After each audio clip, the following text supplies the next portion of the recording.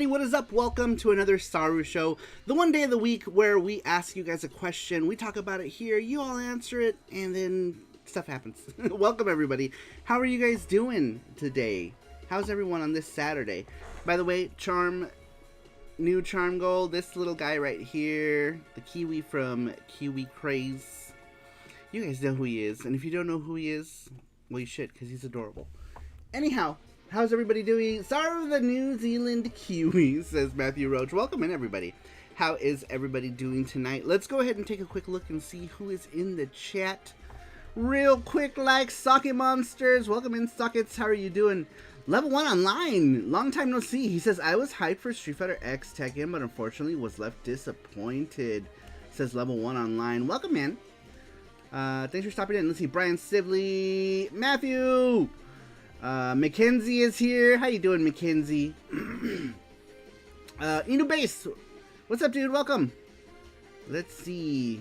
And Mark Dell says, woo! By the way, Mark Dell commissioned me for this cute, adorable piece, but you guys can also have it on it by donating. You can get your name on the package as well. And get yourself a charm. But big thanks to Mark Dell for making the charm happen ahead of time.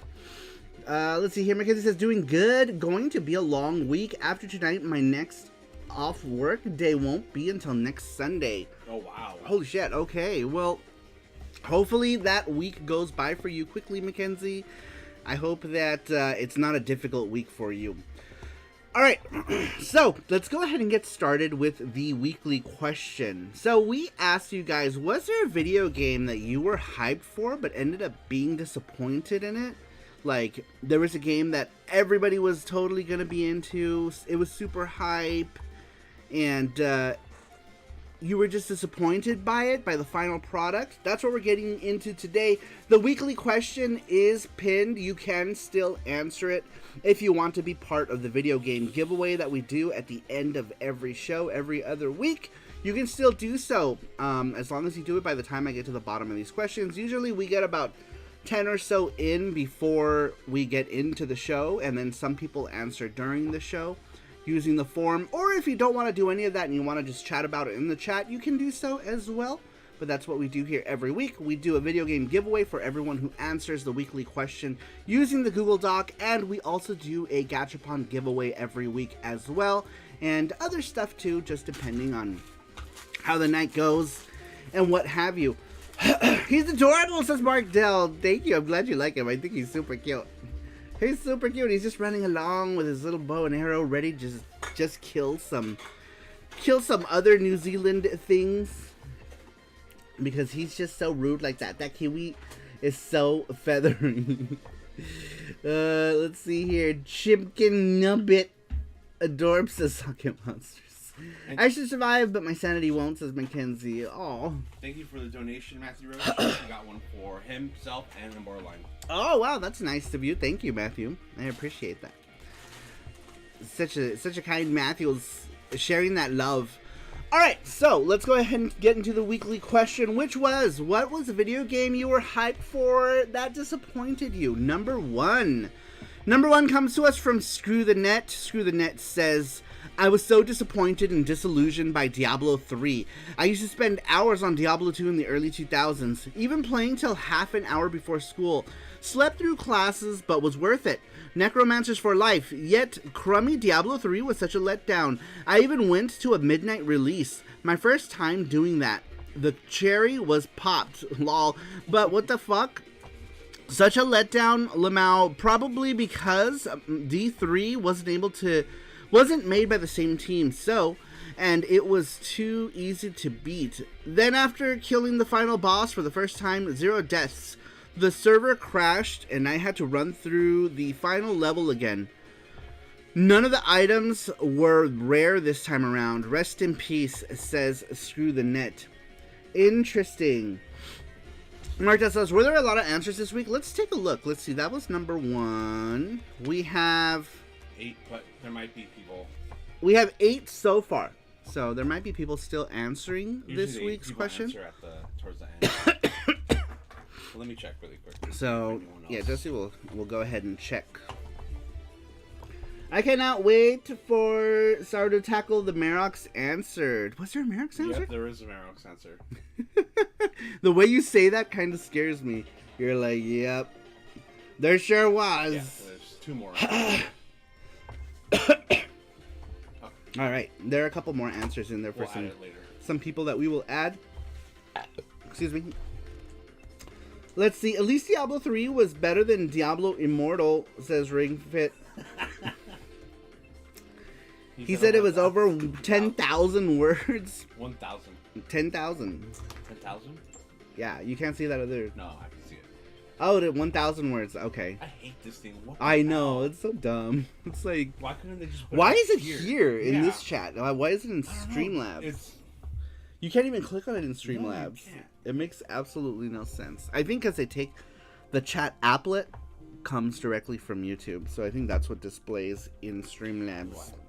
In Streamlabs, give me 1 second. Phone is being I like loud. Diablo 3, not as much as the others though. Interesting.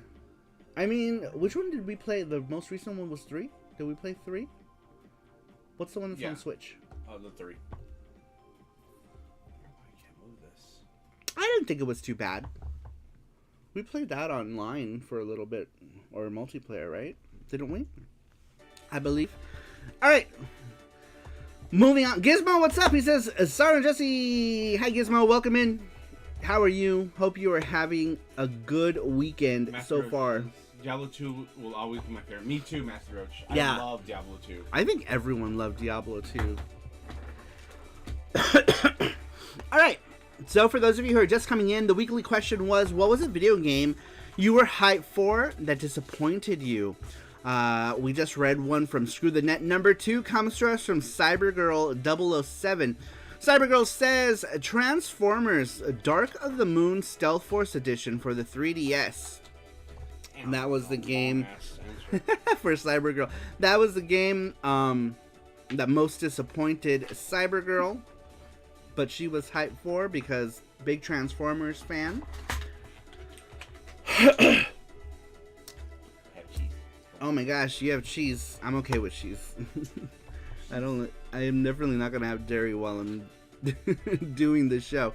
Let's see here. Next comes to us from Inubase. Inubase says, there have been many. Daikatana, Earthworm Jim 3D, Quest 64, Halo Infinite. I try to not get jaded, such is life. Bad games happen. Except for Capcom Fighting Jam, also known as Capcom Fighting Evolution, also known as the worst waste of money and art in a fighting game outside of SNK vs. Capcom SVC Chaos. The latter at least only was mediocre. Fighting Jam was methodically, laboriously, fastidiously not good. It felt like a dish made by someone who has only seen pictures of food, photocopied, faxed, instructions written in some long dead language. Mismatching art styles, unbalanced system, it felt somehow older than the first Capcom vs. SNK. After SNK's demise, I felt like there was no future for 2D fighting games outside of overly complicated Arc System Works offerings. Sad times, says Inubase. Oh, that's funny. Yeah, Capcom Fighting Jam is pretty bad, but at least we got Ingrid out of it, and then we didn't get Ingrid for anything else ever. But we did get her in Fighting Jam, which was, I guess, something. But yeah, it's so weird. Like, the look of the game just feels like, it feels like a Mugen game. Like, it feels like somebody made my first Mugen and threw a bunch of characters from different Capcom games that they liked, and boom, Capcom Fighting Jam Mugen Edition. I feel we're gonna get a lot of Capcom answers today, says Saka Monsters. That's possible. Mark Dell says, Transformers for the C64 disappointed me more. It kept crashing. Oh no. Weirdo Guy 01 says, hello all, welcome in Weirdo Guy 01, thanks for stopping in. Mackenzie says, oh god, Capcom Fighting Jam Evolution so unbalanced and the backgrounds are just terrible. Yeah, that's another thing too, right? Like the backgrounds were like very hit or miss. Capcom Mugen Jam says he knew base. That's right. That's pretty much what it felt like, right? It felt like some like Capcom fan was like, I want to make my own Capcom game in Mugen, and then the result was Capcom Fighting Jam. Heck, there's even better offerings in Mugen than Capcom Fighting Jam. Let's see, Famicom Collecting says Mighty Number 9 was the best Capcom game. Oh, wait. Mackenzie says Capcom has disappointed me more than once, staring at Marvel vs. Capcom Infinite and Street Fighter V. Oof. Yeah. Those are both kind of... Street Fighter V was so ugly. At least Street Fighter 6 looks really good, right? But, well, in comparison to Street Fighter V, it looks amazing. Alright, moving on. So for those of you who are just coming in, what was a video game that you were hyped for and ultimately were disappointed by it? Alright, next one. This one is a doozy of an answer, so make sure that you guys have your drink or your coffee or whatever you have. Whatever you have. Now I'll read it this time. It's early on. I'm full of energy today in comparison to most days because I woke up like an hour ago, you guys, so I'm full of energy today. Alright, next one comes to us from Marok75. Marok says, I am honestly not sure how to respond to this question. The question itself is fine. In fact, it's better than fine. It's a really good question. This week's question even limits the scope to one example, without it needing to be the biggest, best, most, or least liked of the sought-after category. A part of me felt glad about seeing that, and another part of me felt that it was personal challenge. A sort of, haha, let's see you go off on a long adventure across Fluffy McFluffville with your fluff words now, you succinct battler, says Merox.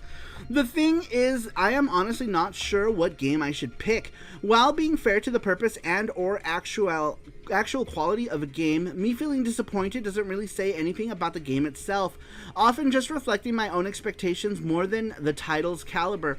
A game can still not only be great, but even enjoyed by the very same person you were who was disappointed with. For us collectors, there is even the whole aspect of games being too pricey for what should, in fairness, be expected of any game. Despite knowing such expectations to be unfair, we still can't help ourselves to sometimes expect a $300 or more game to match its price. With the unmitigated level of greatness and perfect gameplay, and then be shocked when we're left disappointed. Next to that, we have games that are just too well known, too important, too much of a legend for any game to honestly be good. The games where you feel that you were either cheated by history itself or maybe even disappointed in your own inability for enjoying a classic. A quick side note, while wrong to expect any that has to become a collectible to match its price and status with its quality, is it fun when, at least your opinion, they actually sort of do? A fairly recent example of such for me was Pulseman for the Sega Mega Drive. As this is meant to be a side note, a quick side note, I won't go in any direction details about that title, but indeed was very, very good. To use simple and mild phrase as not to hype the game too much. I'm not quite sure what you're trying to say there, Merox.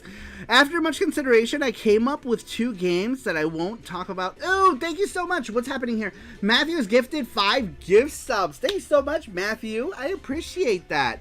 Look at that. He's gifted subs to Matthew. I'm sorry, to Matthew Roach. Famicom Collecting, Inu Base, Sweet Like Sugar, MVL Gaming, and Brian Trusty. Thank you so much, Matthew. I appreciate that. Matthew, always spreading that love. Matthew and Mackenzie and Mark Dell, you guys are always doing the gift subbies. I appreciate you guys. Thank you so much. I get to take a drink. Thank you for the interruption comes to us from Matthew because he's concerned about my health. Thank you, Matthew. I appreciate that. Woo, you rock, Matthew. Thank you so much, Matthew. I appreciate that very much. All right, moving on. Let's get this one out of the way. Let's see here. Where was I? Merox continues. He says, after much consideration, I came up with 2 games that I want to talk about in regards of them being memorable disappointments for me. Both are at least spiritually connected to the title. One is a sequel, at least officially, and the other one is sort of a spiritual sequel in the vaguest sense of the phrase. Sorry. These 2 games sort of make up a 1-2 kick to the nuts combo of disappointments. The games that are connected to is the divinely inspired and immortal game Nights into Dreams for the Sega Saturn. And this might be the point where some of you already go, oh, I can see where this is going. That's what I thought, actually. After many years of dreaming of more Nights action, we were finally blessed with the announcement of a sequel for the Nintendo Wii. I read the announcement and I got excited. This was it. The thing I had been waiting for. Finally, the world would be blessed with one more Nights, and they would see just how magnificent this game and concept truly is. Unfortunately, the game itself did not quite live up to my personal hype machine I had imagined. To make a long story short, it left me so disappointed. To this day, I don't want to talk about the abomination much at all. My reaction, or perhaps rejection is a better term, of it was so strong and so immediate that after mere minutes of playing it, I had one of those moments when you realize that your childhood heroes aren't just dead, but probably never really existed. Lesson learned. And years went by until there was an announcement by none other than Yuji Naka, the man, the myth, the legend. He was working on a new title, and while the gameplay might not be the same as Nights, the presentation was very similar, I'm guessing. It was clear that they were leaning heavily on the memories and unmet yearning for more Nights into Dreams. I read the announcement and I got excited. This was it. The thing that I had waited for. Finally, the world would be blessed with more Nights, or at least more Yuji Naka. And they would see just how magnificent this game and concept truly is. Unfortunately, the game itself did not quite live up to my personal hype machine that I had imagined. Deja vu, I suppose. To be fair, I don't think the last game, Balan Wonderworld, is quite as bad as people say, but anything short of perfection would leave fans disappointed. So, the game being as creative and as ambitious as it is painstakingly mediocre, which is how I tend to describe it, was far short from expectations, to say the least. Outside of the actual gameplay, though, the characters and even more so the score are absolutely smashing, which of course creates a dissonance between the presentation and the gameplay, which then leaves you even more disappointed with the game, says Merox75. Wow. Yeah, so Balan Wonderland, I think, was one of those games that everybody seemed to have been disappointed with. But I feel like Merox does kind of have a point. I feel like so much happens to a game, right, that gets hyped up so much to the point to when it gets released that people are disappointed in it. And then people who haven't played it are disappointed in it by association. I feel like that happens a lot, right? Like, there's people who haven't played the game who are, like, disappointed by it simply by association of it. And then there's, like, that small, like, group of people who actually do like the game. I personally can't speak to the latter because I didn't think Balan Wonderland was a great game myself. But I also didn't play through the entire game. Maybe it was amazing towards the end or even towards the middle of the game. Who knows? I'm not sure. I guess you guys would have to tell me. Balan is super odd. I just can't find anything really good about it, says Mark Dell. Mackenzie says Balan Wonderland was pretty bad. Poor MLP was so disappointed by the demo. All the face buttons make you jump. Oh my gosh. Balan Wonderland's story is what the fuck is happening, says Matthew. Let's see here. So many words without saying anything. That's typically that's where the fluff words comes in. is Merox answers. Let's see here. You know, let me move. I'm gonna move you here. I'm gonna move you, Turkey. Let's move you, Turkey. You're constantly in my wake. Turkey is constantly in my way. He's a cute turkey, though. Let's see here. Mackenzie says, I'm probably going to get banned for this, but even the original Nights into Dreams on the Saturn kind of confuses me, and reading the instruction manual makes me ask more questions than finding answers. Mackenzie! I love the original Nights. It's such a good game. I know the words to the song word by word. I hum every single musical tune of that game in my head. You know what, Mackenzie? Just for that transgression, we're going to listen to the Nights into Dreams soundtrack.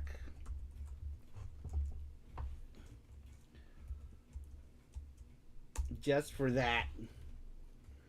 Just for that. Let's see. Nights into Dreams, Saturn, Game Rip. Is there like an original soundtrack? Because Game Rips always have like all the random ass sounds and shit. What the fuck? Wasn't there ever like an original soundtrack for it? Let's narrow it down. Original. There's perfect. Okay.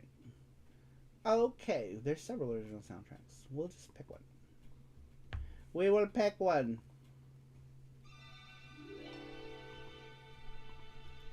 Perfection. Let's see here. Oh god, that Wonderland game is so bad and buggy. What on earth is the story of the game, says Matthew.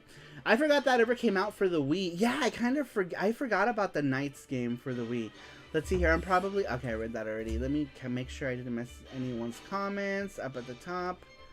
I like to spread the love, but only on Twitch. YouTube doesn't deserve it, says Mackenzie. Yes, Mackenzie's one of those people who gift subs a bunch on Twitch, and I appreciate that, Mackenzie. I appreciate it. Nights on the Saturn is weird. It took me a while to understand how to play it, but like... once I understood it. It is like to understand the plot of Balan Wonderland. You need to read the novel. What the fuck? Really? Is there a novel? Like for reals? That Bubsy Kitty game, that Soccer Sensible are kind of weird too. Oh, hey Mark, so Sweet Like Sugar. A cute kiwi. Let's see here. It is... Okay, I'm caught up. I just want to make sure everyone's comments. Alright, Gachapon tonight. We're going to do it soon. Alright, Gachapon. We're going to do it after this next answer, which is super short. So Gachapon is next. Is that the Gachapon? No, it's this one right here. Okay, there's the Gachapon link right there next to my name. I guess we can just do it. We'll pin it. Oh, pin it? Yeah. Alright, we're going to go ahead and pin it. I think we've got all of the answers in that we're going to get. Famicom Collecting says, I remember the first time I watched you on Twitch after SaruShow. I was using my Xbox because I didn't know how to use Twitch. That's cool that you could use the Xbox. I wish that, like, TVs gave you the option to use Twitch. Did PS4 have a Twitch thing? I don't remember. I don't remember if it did or not. I feel like I stopped using the PS4 a long time ago. I should probably clean it one day, though, before... I try to turn it back on and it catches on fire. I feel like my PS4 is super dusty. I remember that first time. Oh, okay. You know what's sad? I was really hoping Balan Wonderland was going to be good because I missed the era of 3D platformers. I thought that it looked good, right? Like graphically, it looked like it was going to be a good game. I personally thought that it was going to live up to the hype, and then it didn't. So that was one that was a big disappointment for me.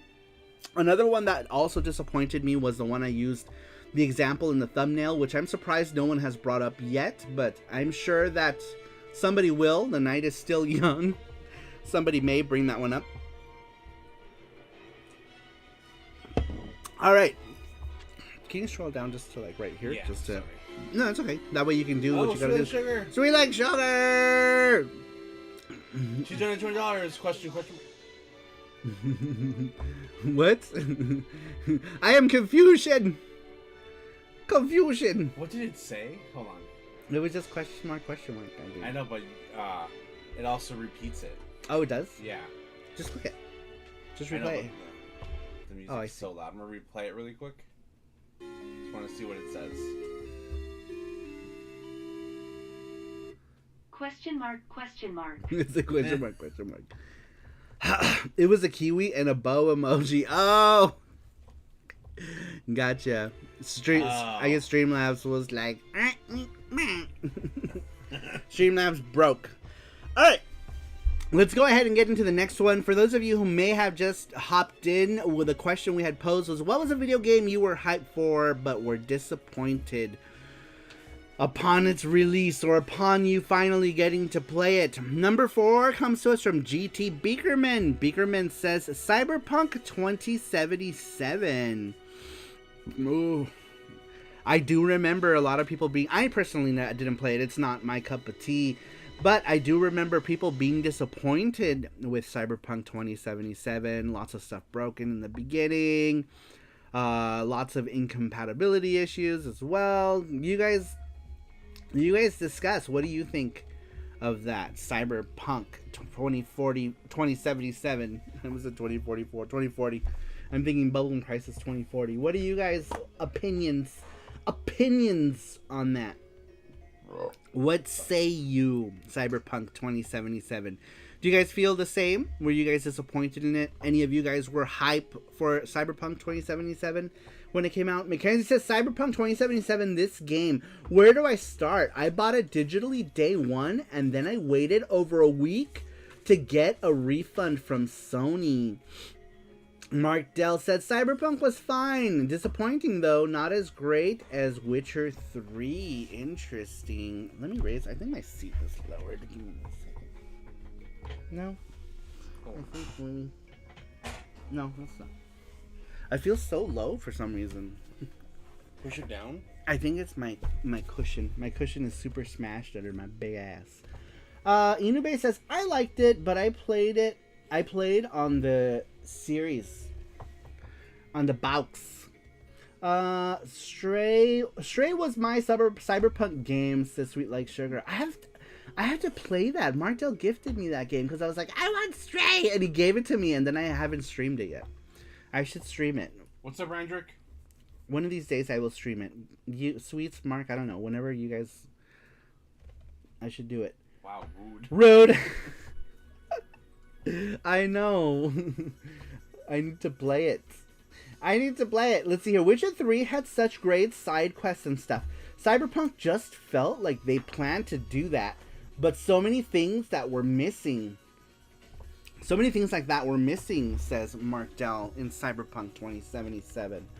I'm late. Did I miss anything? You missed the Merox answer. I know you're probably super disappointed that you didn't get to hear, but if you want, I can read it for you all over again. I'm just kidding. I only have enough energy to read one Merox answer before I feel like I'm going to die. Let's see. You missed Merox's very short answer, Randrick. No. Randrick says, no! Stray is one of the best cat-related video games. It looks so cute. We should make it. We should make it happen. Make a stream. I'll make a Stray charm that you guys can play with. That'd be so cute. And just make it like a Saru only one. A Saru crew only, not Saru only. A Saru crew only charm. We could do that. That would be cute, right? And then just give it to Saru crew peeps. Because I don't like to like take stuff like that and put them like on the shop for games that are like independent. So it'd be. Would it be just a cat? Doesn't he have a backpack? Right? Isn't he a cat with a backpack? He's got some sort of unique quality to him, I believe. I think he has some sort of cat pack. He's got a cat pack. Yes, Stray has a backpack. That's cute. Okay. A backpack. Does it have snacks in it? It has Cheetos. It has Cheetos in it. Alright, next one. To what was the game you were most hyped for but disappointed? Comes to us from JT. Number 5. JT says, actually, It was a recent release, a game called Trinity Trigger. As you know, I'm a huge Secret of Mana fan, so back when they announced this game, I was super excited, especially when I heard that Hiroki Kikuta would be involved in the project. So I finally played the game to completion, and it was just an okay game. Graphics look honestly terrible. The character designs are ugly. I'm sorry to report that the soundtrack is forgettable too. It hurts my heart because Hiroki Kikuta is one of my favorite composers of all time. I don't know what happened in this work, but it's a poor effort. Gameplay kinda saves the game. I would say that the only pros in Trinity Trigger I could find, the story didn't grab me much. Overall, a really disappointing game. This game is coming from a true Mana fan. Please don't avoid this. Please avoid this title. I am surprised that some reviewers are giving it a good score. Ah, man, I bought that game back when it came out, and I still have it sealed. I haven't even opened it yet. I wonder if I should just whatnot it at this point because I haven't opened it. I don't know when I'm going to get to it. Oh, you want to show your book? Jesse's got a book. Look, Jesse wanted to show you his book. This is his Seiken Densetsu 2 book he got in Japan. For like $5. We do seal busters. That's only for things that are new, Jesse. Oh. But that's okay. I'll let you. I'll allow it. I'll allow it. Man, this is such a cool book, though. It's like all color. There were illustrations in it too. That's cool. I like it, especially this here, this cover, right there. Yeah. This claymation, these statues, man, they were so iconic back in the day. Like in video game magazines, you saw that advertisement. I don't know if they did it in US magazines. I want to say they did, but I don't remember. But in Japanese magazines, you saw that advertisement a lot in like Tsushin Famitsu or any of the mixed media magazines would have advertisements for it, and it looks so cool. And then the game came out and it was good. Let's see here. Matthew Kelly, what's up? He says, hey Saru, do you think you can do a future questionnaire? Like, what is the best obscure video game that you play the most? Hey, that's not a bad one. That's not a bad one. That's not a bad one. Yeah, let's write it down. We will write it down. We will write it down. This week's question actually came to us from someone in chat as well. Mackenzie. Ring Fit Master, he came up with this week's question, right? Was it the most hype? Was this one his? I think it was his.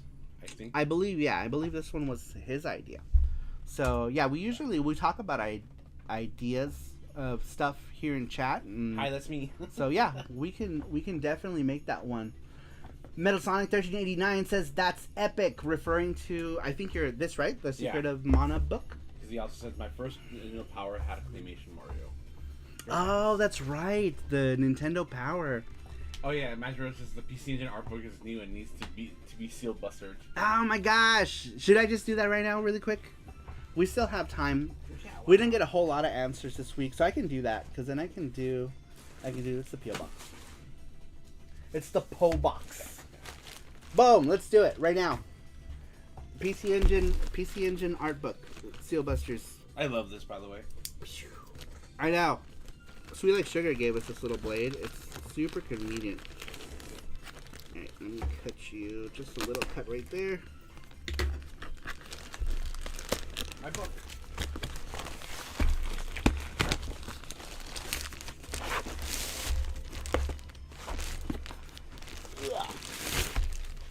Alright. Here we go. Here's the outer box that it comes in to make sure that it's protected, which Seal is buster. Right when I came back, I burped. I said, now this is my chance to let one out. And then it came back. Here's the box that comes in to protect your book, which is very cool. Let's go ahead and open it.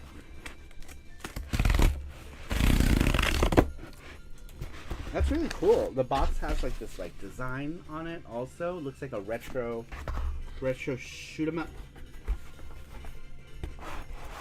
And then in here we've got a thing that says thank you. Oh no, I bent the box. Okay, I bent it on the non-design part. Thank you for your order. And then we have all the socials to Bitmap books. This is my first Bitmap book. I've never bought one before. But of course, me being the PC Engine fan that I am, of course, I had to get it. I had to get it. And then it says, hope you enjoy your book. Scan the QR code for more titles. They also give you a PDF of it, which is super cool. They give you a PDF of said book. Alright, let me move Kiwi back over. You're in my way again. You're in my way again, Kiwi. Let's move you over here, Kiwi. Kiwi's over here now. Alright. Sorry, let's remove the corners. Man, they packaged this freaking amazing. I think that's something that never gets said in like videos for these books, because I've looked at a bunch of these videos, is the packaging. Packaging is amazeballs. They wrap it in this like... I love it. I'm impressed. I'm trying to carefully open it so I can like not destroy it. This paper is so delicate. It feels so fancy. You know when you get a gift that's like fancily wrapped? What's up, Yeko? And it looks like... What's up, Bort Bort? Bort Bort. Ah, Bort Bort. Ah, this one I totally ripped. It really feels like... Christmas morning. Like Christmas, yeah. It does. It feels like care was definitely put into this. Let me move this here. Ooh, this is actually a decent view. Yeah. Maybe let's remove this stuff for now. Yep.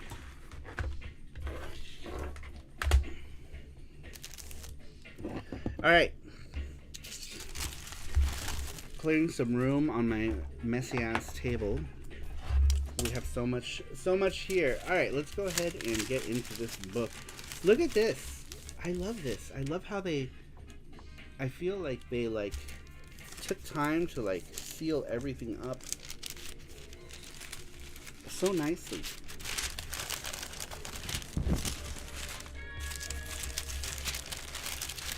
Wow. And then here's the book itself, you guys.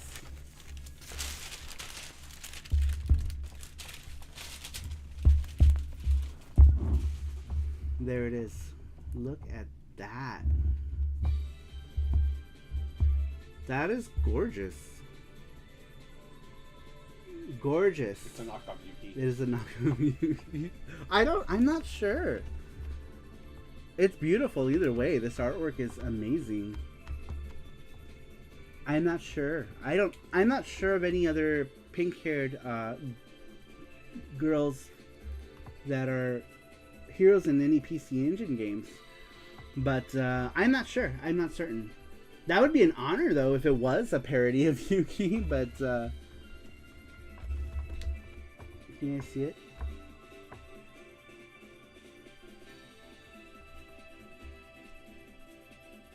I mean, it's possible. Wow, this is so pretty. This totally makes me want to buy... they have a Game Boy one that's like Game Boy Arts, I think. That's also square. I'm a big fan of square books. If it wasn't obvious by my own FX Student Yuki book being square, I like it when books are square. So, I like that. I like the idea of square books. They have another one that's a Game Boy book that's also square that I really want to see. Yeah, Yuki, knock off Yuko. There is a Yuko name or a Yuko character in a PC Engine game. It's for Valis, the girl in Valis. Her name is Yuko. Alright, let me just open this and just show you really quick here what this game looks like. Oh, that's so cool! Look at the back! They made the back look like a HuCard game. Are you guys familiar with how the back of HuCard games are? Let me grab one just to show you.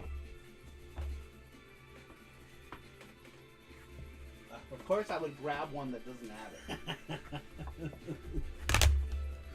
So like on the back of PC Engine HuCards you would have this thing. They did it just like that. the back of the Hue card sticker. That's such a cool detail, you guys, isn't it? Let's see here. I see Far East of Eden on that cover. Yeah. Let's see if we can name like all the characters. Who the characters are parodies of. Alright, who do we think this pink-haired girl is on the cover? Who do we think that is? On the cover. She's holding a PC Engine. What are your guys' thoughts as far as what game? Let's see here. Bye Hudson, says Randrick. And then Zelda. Yes, that is Princess Zelda. Pink-haired Zelda, says Metal Sonic 3089. She looks like either Yuki or someone from Cosmic Fantasy. That could be, right? There was who was that girl? Babette or whatever? Not Babette, the other girl. I forget. There was another girl. She had pink hair too. But that girl in Cosmic Fantasy wore literally nothing. Let's see here. Who do you guys think this guy is? I mean, some of these are fairly obvious, it's right? Pikachu. It's Pikachu! There's Adol, says Matthew. And then this guy here is pretty obvious, right? We got our Belmont-looking guy. Ken. Definitely Link. We got our Belmont-looking guy. We got Princess Zelda, obviously. Just kidding. Who is this? Valkyrie no Densetsu.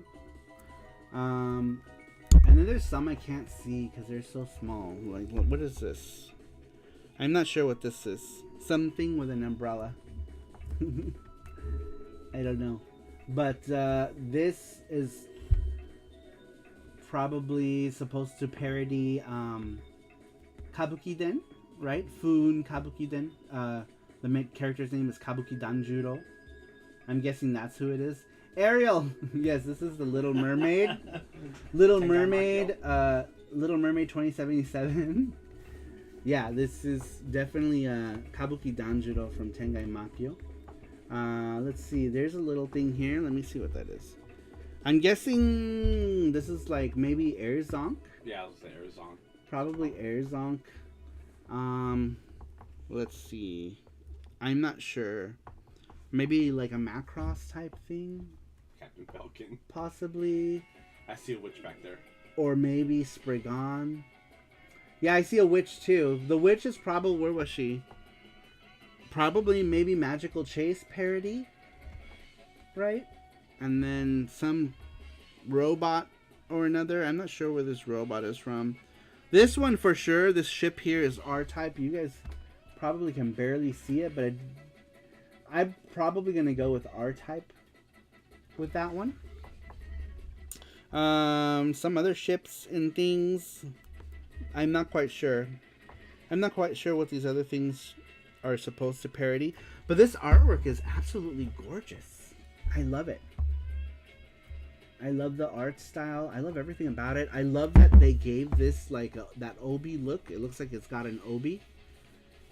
Like in most PC Engine games, when they came new, they came with their respective obis. How much was the book, says Ranger? The book? I don't remember.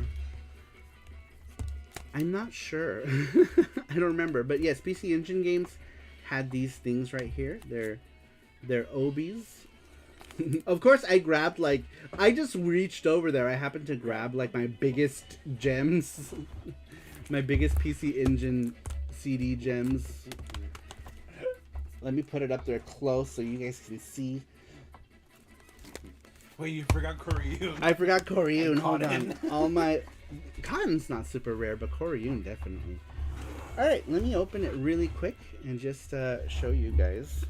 Where do I open you? I'm just going to page through it really quickly.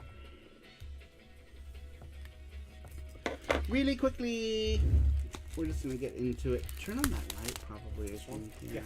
The quality of the video is gross. I'm guessing because of the dark. It's too grainy. There we go. That's good. That helps. Alright. Here's what the book looks like. Oh my gosh, here goes my microphone. Microphone down. There we are. Let's put a PC Engine controller in the shot for posterity's sake. Or not, whatever. No, don't fall! Look at that, though. Absolutely beautiful. So this one has like a special cover, so I'm guessing this is what the difference is between the collector's edition and the regular one. Let's see. Oh, okay, so I'm guessing the regular one just looks like this. There's no cover. But man, if I ever get another one of these books, like I'm eyeballing that Game Boy one, I definitely want to see if they have the collector's edition of it. I definitely want that because this is an absolutely beautiful cover. Like, it is glossy and beautiful. Seriously, very nice. So folks look so great. We're gonna buy one. The special Yuki cover edition says Martel. Special Yuki cover edition. Maybe it's her. Maybe it's Nene Romanova from Bubblegum Crisis. She's another pink-haired girl. Maybe it's a mixture of the two. Because Nene Romanova was actually one of my inspirations for making Yuki's hair pink. Another thing was also the color of the Super CD-ROM. This one is almost that color. But if you look at the Super CD-ROM... Close that. The Super CD-ROM spine is that pink color. That's actually what I went for Yuki's hair. Was to match the Super CD-ROM spine. And I have a thing for pink-haired girls, even though I don't really like the color pink. Isn't that weird? I'm not a fan of the color pink. I'm just paging through like really quickly. Man, this is a absolutely beautiful book. We got some super graphics covers here too with Daima Kaimura, which is Ghouls and Ghosts. My favorite lightsaber, says Randrick. Doraemon. Yeah, my favorite lightsabers are Nene and Lena. Dungeon Explorer. Ooh, here's one that I absolutely love. And I'm happy to have this one in my collection as well. Is Fawcett Amour. Really cool platformer game if you haven't played it. If you haven't played it, it's awesome. Wow. This one, cool game. I got this from I'm Borderline. This is God Panic. God Panic, which is a very weird shooter.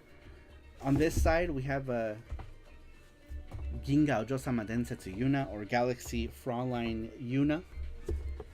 No Yuki page, then? Probably not. I'm pretty sure these are all official releases. I don't think they're gonna have any homebrews in here. These are all gonna be like real games. And I'm like thick paging through, meaning I'm just grabbing like chunks of pages. Who knows what is in here? Because I feel like this is something you probably want to buy. I'm not gonna page through them all. Hellfire S. I absolutely love this game. This game gets a lot of hate because it's missing stuff like some parallax in the beginning. A lot of people just seem to compare it to the arcade version, the Genesis version. I absolutely love this version. It introduces this whole story mode that I love. These characters are original to this game. They're using these characters for the current promotions of Hellfire. Absolutely great game. Another thing about this book that is amazing is that they give you these like synopses of the game. I think it is. Yeah, and they're talking like some like stuff from the developer, like in this point here, like they're talking about Kaneko and stuff. Jim Power. This is Mark Dell. This is the Euro game I was telling you about. Oh, Jim Power. Jim Power is a Euro game. Here is Samurai Space Harrier. This is Jinmu Densho. Jinmu Densho is it plays like a Space Harrier, but you're a guy that uses a sword flying around. Cool stuff. Kato-chan Ken-chan. Ken Shimura, who is one of the people. They were part of this duo, comedy duo Kato-chan and Ken-chan. Ken Shimura is also known as what was it? Bakatono, the Bakatono character. Sadly, he passed away in 2020 for during COVID-19 stuff. Let's see here. Kiki Kai Kai, a title classic. Knight Rider, which is one of many licenses, Western licenses for PC Engine that came out for, like, there was Knight Rider, we had Die Hard, we had Batman. None of these games actually came out for the PC Engine or for the TurboGrafx 16 in the US, which is a shame. Because these were big Western licenses that I feel like could have really benefited from a release. Oh my god. Tiger Heli, and this page here, I loved what's happening in this page. Tiger Heli, really fun arcade shoot 'em up. Released by Taito, developed by Total Plan originally. This here, Lady Phantom. This is a game that I was always so hyped for during the age of GamePro and stuff like that. This is a strategy game with anime girls. It reminded me of Bubblegum Crisis, so I liked the idea. Big Bubblegum Crisis fan here. Langrisser. Everyone knows Langrisser. At least nowadays. Lemmings. I believe this was a Japanese port from a European developer. Linda Cube. This is one I wish I had. Man, there's so many pages too. I'm just grabbing whatever pages and see what it lands on. Ooh. So you'll definitely need to get this game, or this book, get this book to page through all of the pages. I'm just grabbing like chunks of pages. Magical Chase, of course. This one had 2 editions. Very cool. Martial Champions, and of course, Mashin Eiyuden Wataru, which we got here in the States as Keith Courage. If anyone knows the series, it's simply because of Keith Courage. I had no idea what Mashin Eiyuden Wataru was before Keith Courage. No idea back then. Might and Magic. More Might and Magic. I can't separate those pages, so I don't want to forcefully do so until I'm going to page through this page by page at some points. Nectaris, this was really big. Here as Military Madness. Oh my gosh, Nextzar.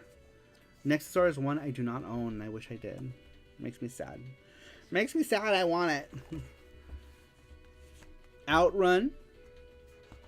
Interesting game. Not bad. Override. It's a shmup that has gotten. This game went from super affordable to like super expensive overnight. I don't know why Override is so expensive. I don't think it merits the price. What is this? Peridion. This game is weird. Oh, PC Genjin and PC Denjin. So, Bonk 3 and Air Zonk. Excellent game. Both, Bonk 3 not so much. Bonk 1 and 2 were great. Bonk 3 was kind of bleh. Air Zonk, amazing. Powerful Mail. I absolutely love this version of Powerful Mail. It's so good. Alright, but you get the idea. You get the idea. Here are the R-Types. In Japan, R-Type was 2 separate releases. Labiolepus. This game is Visco's mascot character was this bunny. You'll see him reappear in other stuff. Super cute. Lotus War. The 2 Lotus Wars. If you're a fan of the anime.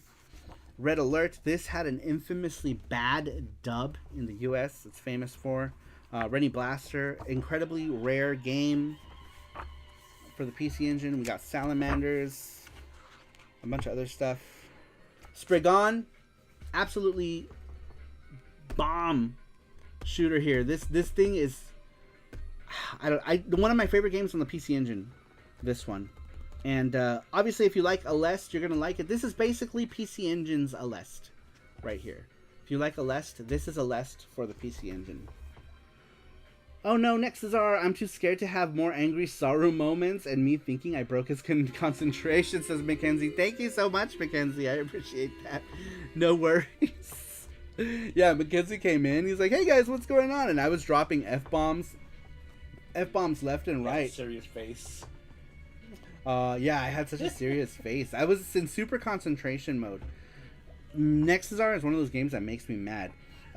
This game, Shiryo Sensen, this is like a survival horror game right here.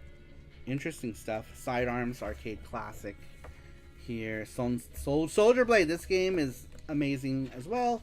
Son 2, a weird sequel to the original Son, made into a more traditional action platformer. Super good. Oh my gosh, look at this page right here. We've got Star Parodier on this side. This is my favorite overhead shoot 'em up on the PC Engine.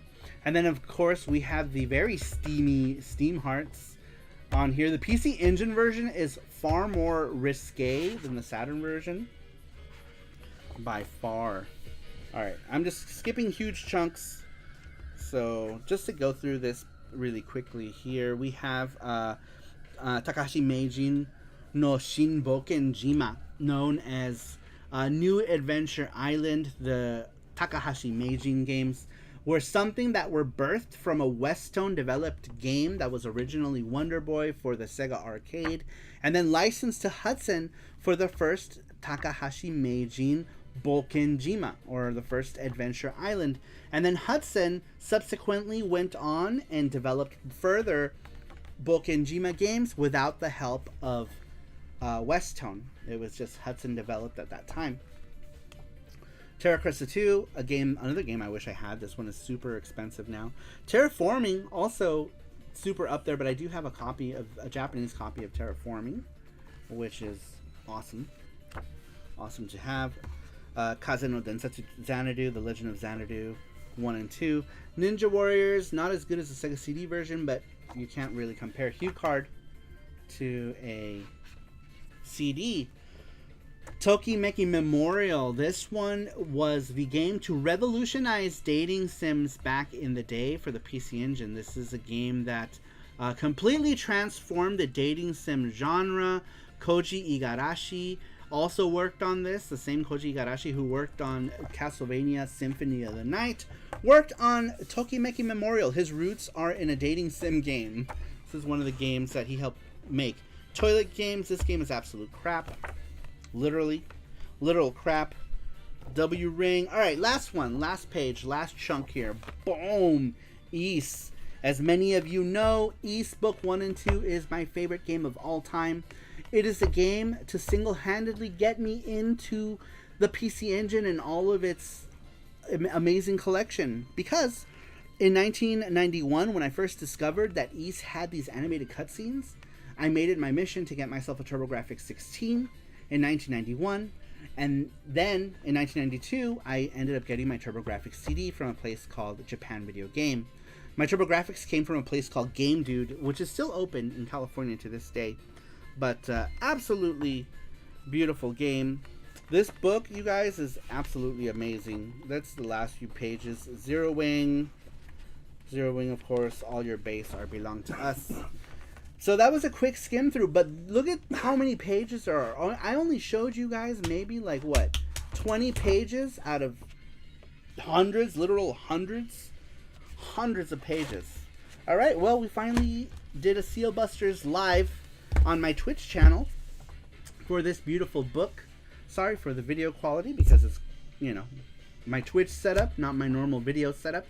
But anyhow, this is the PC Engine box art collection by Bitmap Books.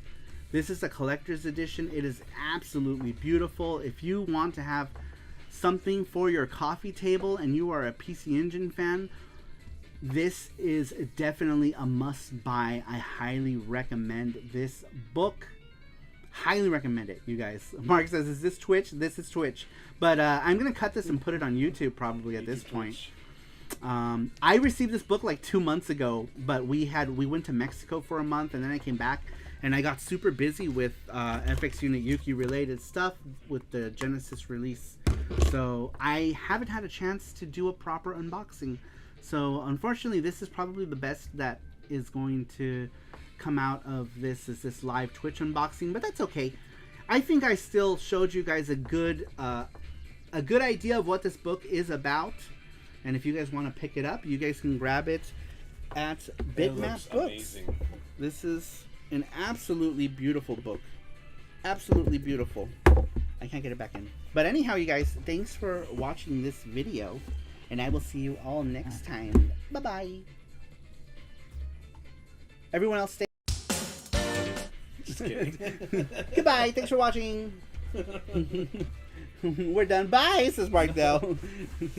No, I'm just so kidding. thick you can't. It's you so can't put it thick, in. man. What a beautiful book, you guys. Beautiful. Absolutely beautiful book. Seriously, highly recommend this game, you guys. Love it. Love it, love it, love it, love it. I am definitely going to grab that Game Boy one. And maybe any other square-shaped ones that they might have. I'm a big fan of square-shaped books. So if they have another one, I'm definitely going to grab it. Man, what a cool book this is. Holy shit, it's heavy. Yeah, it's like 80 million pages. It's really cool. Alright, you can put all the other stuff back if you want. Very cool. Alright, now I'm confused. Did I make a wrong turn on the internet super highway? Says Mark Dell. Alright, we can turn this guy off, because it is absolutely blinding me. It is blinding me and it's washing me out. There we go. Return to melanin. Melanin? Melanin. Is there one for cats? The cat book? There is a neo-geo book, Saru. Is it square, though? Is it square? Because if it's not going to fit nicely next to it. It needs to be square. I want it to be square. Mackenzie says, "Hey Saru, since we're going to the PC Engine book, which game on the PC Engine had the worst box art?" For the PC Engine? Ooh, I don't know. That's hard. Because PC Engine games generally had pretty good box art. It's the TurboGrafx CD games that had the American stuff. The stuff that came out in the US, that's the stuff that had the bad box art, usually. So, usually Rock-On had funny bad art. Yeah, funny box art. Says Famicom Collecting. It did. It was pretty crappy too. So that's a good contender. Toilet Kids has crappy box art. Literal crap box art. They have so many. What does it say? Star. Stupid heart. I can't see past the heart. Star Trek cat things on sale at the Star Trek store. Oh, that's so cute. Marok says it's 6:45 in the morning where I live. I can't fall asleep, which I guess was my way of saying, hey everyone, hope you're having a great time. What's up, Marok? I already read your answer earlier you read the today. whole thing too. And I read it with my mouth words. I read it with my mouth words. Let's see here. Welcome in, Marok. Thanks for stopping in. Let me see. Let me think what games have crap art on the PC Engine. There are a couple.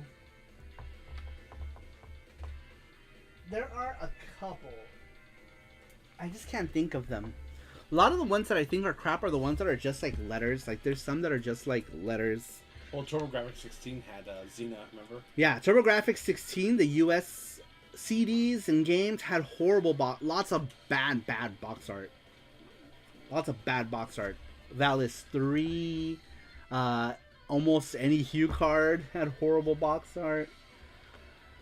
Lots of bad stuff. All right, can you bring the documents back so we can continue? Yeah. I'll try it. All right, going back to the weekly question. Sorry, we veered off track for the PC Engine book, but hey, that was cool, right? It was a cool little sidetrack there. All right, so we had asked you guys what was a video game that you were hyped for, that you were disappointed with. Last one we said was who? JT. Sorry, I'm totally choking and dying. You're dead. I'm dead. You're dead. You're dead. Number 6 comes to us from Mackenzie Ring Fit. Mackenzie says, Rewind time back to June 2015. I was 19 years old, and in just a few months, I was going to be turning 20.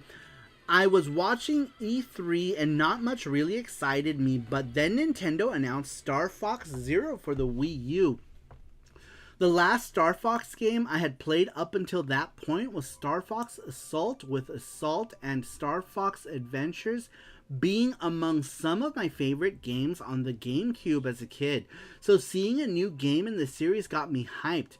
And the best part was that only a few months away, it was coming in time for the holiday season.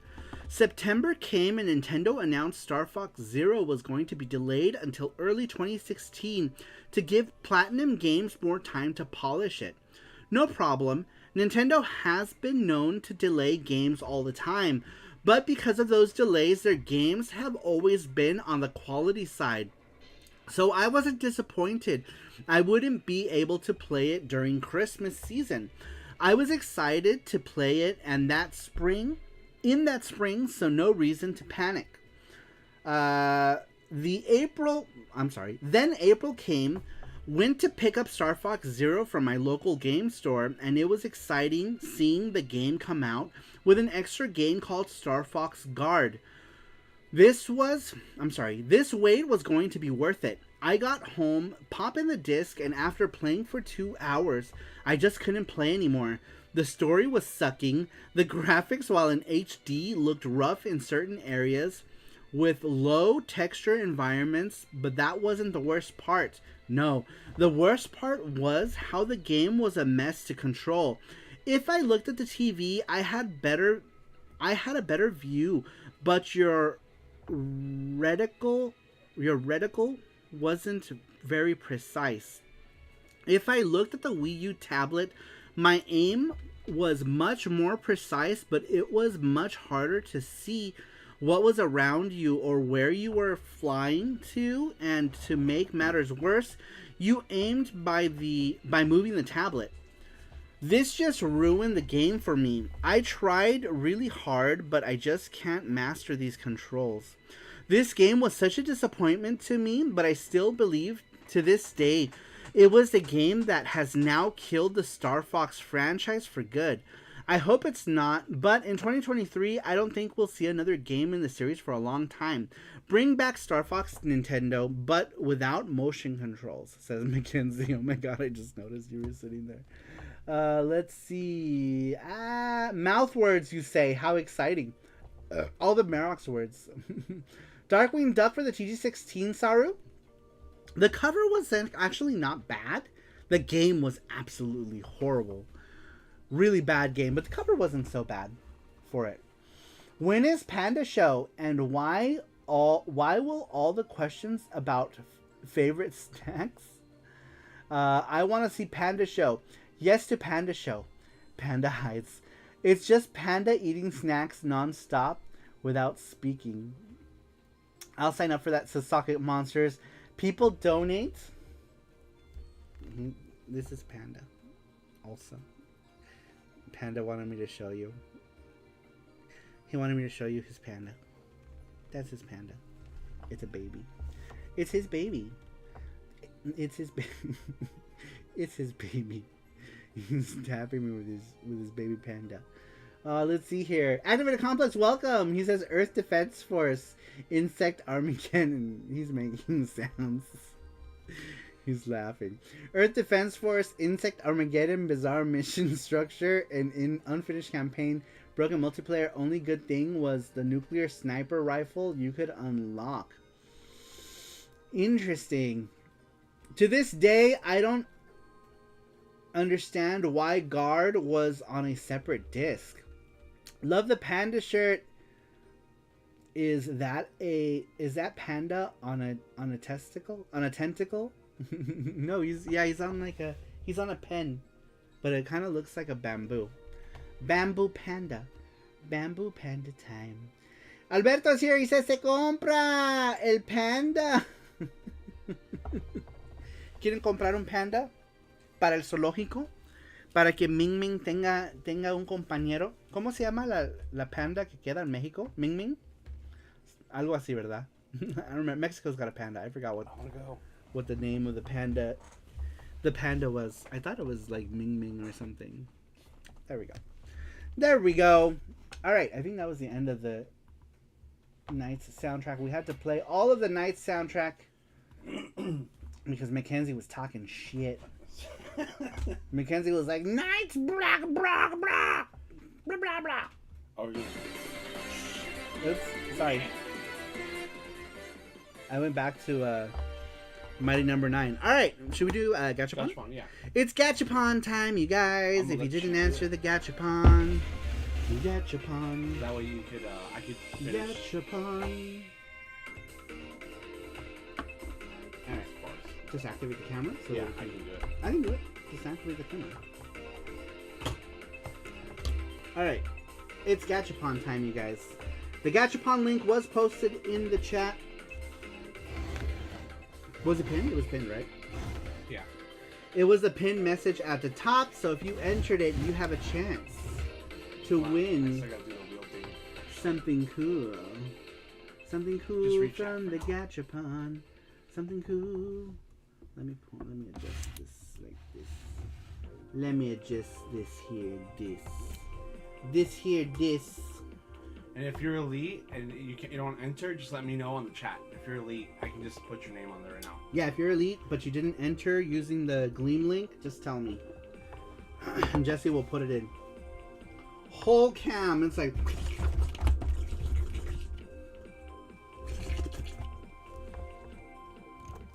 But yes, Gachapon time. Look at all these Gachapons. We have all these Gachapons. All the Gachapons. So we put all the balls back in? I put more balls in there too. More balls. There's lots of Oh. balls in here, you guys. You guys. So many balls. Sage, do you want to be in there? I'm just gonna put I'm gonna put your name in there, Sage, Suck it. because you're elite. Look at this birdie. He's so cute. He's so cute. Who else is in here? That's elite. He's so cute. What the fuck are Shoot that sugar. What happened? I was just wondering where the charm box went. I need to keep it over here. I just need a charm. By the way, the charm that we are doing today is this little guy. Basically, the way it works is $20 gets your name on the package and gets you a charm. Or you could wait till later, and if we do have any left, normally now I'm trying to make them as close to just how many of you actually pre-order the charm. And sometimes there's like one or two left, and I'll put it on the shop. But this is what it looks like. Your name goes on the back of this thing here as a charm sponsor, and then you also get a charm. Immortalize, Okay. immortalize yourself Done it. with a charm. Immortalize. All right, those are all the names of the people who entered the Gachapon giveaway. You guys, I'm gonna shuffle. shuffle 1, 1, 2, 2, 3. Do 4. 4. Okay. Oops, excuse me. Good luck, everybody. Good luck. Here we go. The winner is, looks like it's gonna be Randrick. Randrick. Randrick, are you here? Randrick is the Gachapon winner. He has a couple stuff coming to him too, right? Yep. Sweet. Well, that just He's means here. we get to put it in his box of shit. Randrick has got a box of shit coming. Alright, while you do this, I'm gonna add 2 more people on here. All right, Randrick, you know the rules. Pick a number between 1 through 4. The corresponding number is the prize that you win. Congratulations. We've got all these coins. All these 100 yenis. 100 yenis. I'll go with number 4. Number 4 says Randrick. Here we go. Here we go. Ball number 1. This music is so intense for Gachapon. It's like, what is the ball going to be? Yeah, Do we get stuck? it did. Do I have to move it? It is weird.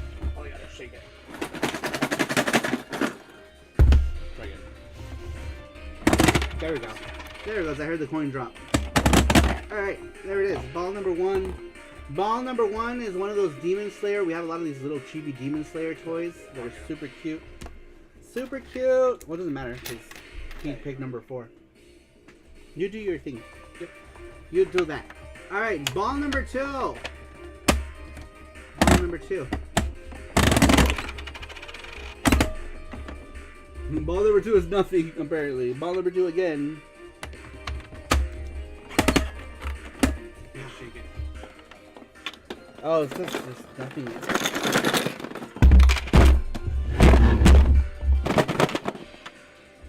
It's not even full. No, it's because they're getting stuck in a very specific. Ah, okay. They're all like bunched up. Gotcha. All right, ball number 2 was it? There it goes. All right, ball number 2. Where's ball number 2? Ball number 2 is this little pugly stationary thing. This is from Kura Sushi's Gachapon thing. All right, ball number 3. Please don't get stuck anymore.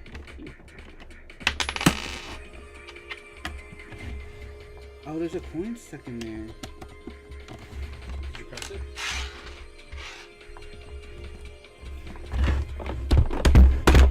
Can you see replay? No. It's...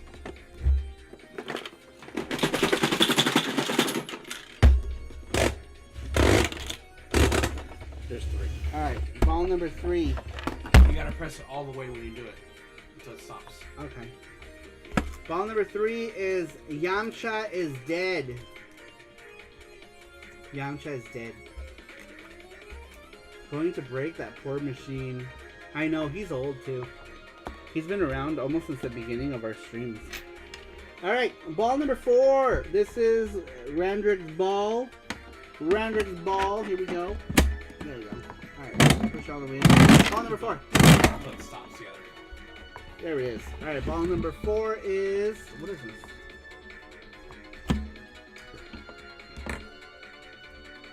Is this thing? It's Lucky Tube. Yep. Lucky Tube from Mario. That's so cute. What is it though? Is it like a magnet or is it just a thing? Just a thing. It's just a thing. Lucky Tube, so cute. That is Randrick's price. Gachapon price. Congratulations, Randrick. You have some other stuff coming to you as well.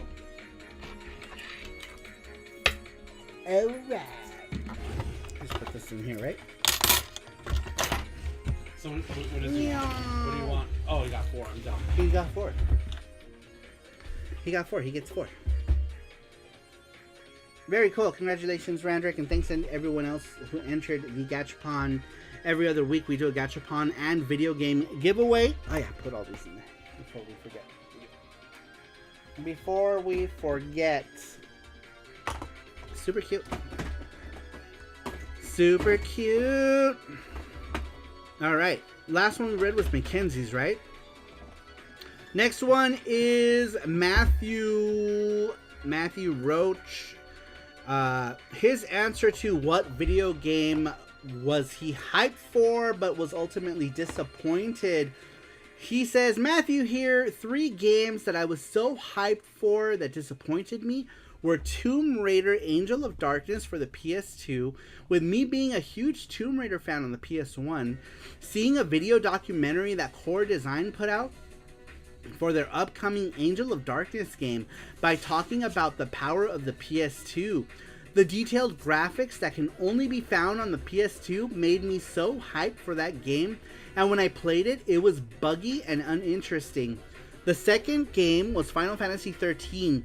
After seeing demo footage of the game from one of the E3 shows and seeing the CG teaser trailer for it made me so hyped, but I found out that the game was to be boring and linear, and couldn't be bothered to put in many tens of hours before the game opened up into a linear experience. The third game is Cyberpunk 2077. After seeing the video that CD Projekt Red put out for it like over a decade ago, then seeing the footage of the game they put out in 2017 and 2018, made me so hyped for it. But when it was released, it was so buggy, it crashed a lot, and the graphics would dip to PS1 style graphics at times. Wow. That is crazy. Let me lower it. Where's the thing? This thing is so loud. There we go. I'm like screaming over. I'm like, ah! Answers! Let's see. What are you guys saying? Inubase says, manhandled for its balls. Oh yeah, we still haven't played balls. You can lower it there. It's fine. The classic Saru shakedown. Go.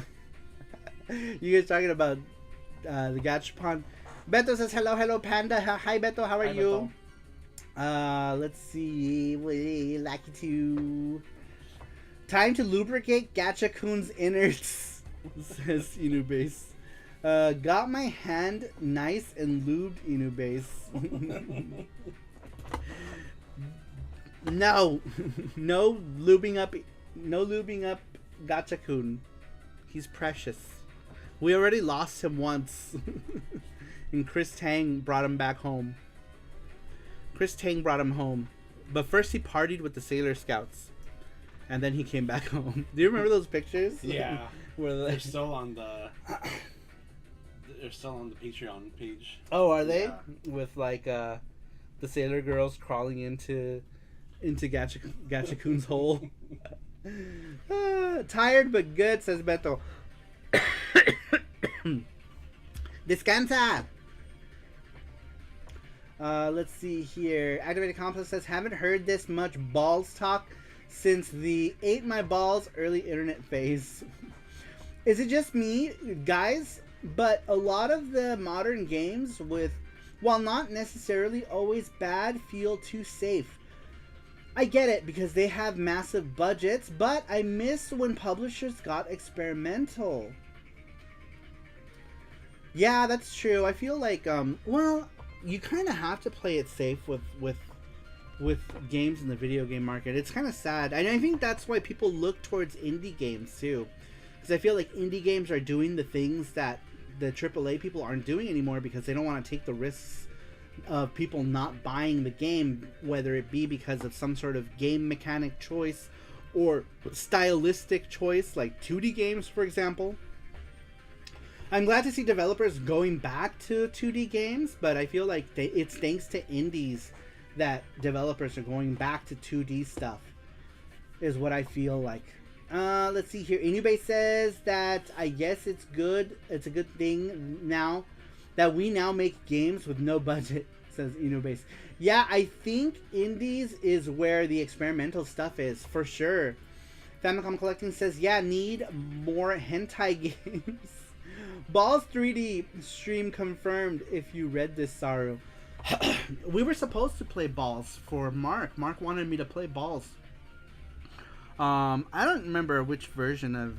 I think he wanted me to play with any balls. It didn't matter which balls. He just wanted me to play with balls. So, I still have to play with balls for Mark at some point. I have to find a version of balls. Maybe next time we're on the Mister, we could play with balls. We can play with balls on the Mister. Yeah. I didn't know who balls, just any balls, right? Just any balls. Any balls that were present. Partly Risk, but they don't need to make every release a tentpole with a huge budget.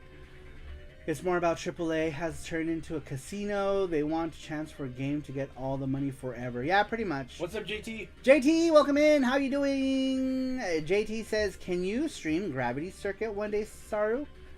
Gravity Circuit.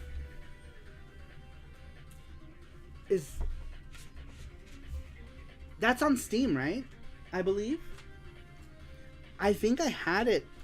I got a notification, actually, about something that went on sale. What was it? It might not be anymore. That was last week. On Steam. On Steam. Let's see, wishlist. What the hell? Steam just crashed? Fuck you, Steam. Steam app just was like... Let's see here. Gravity Circuit, $16.99. Man, it was on sale, too.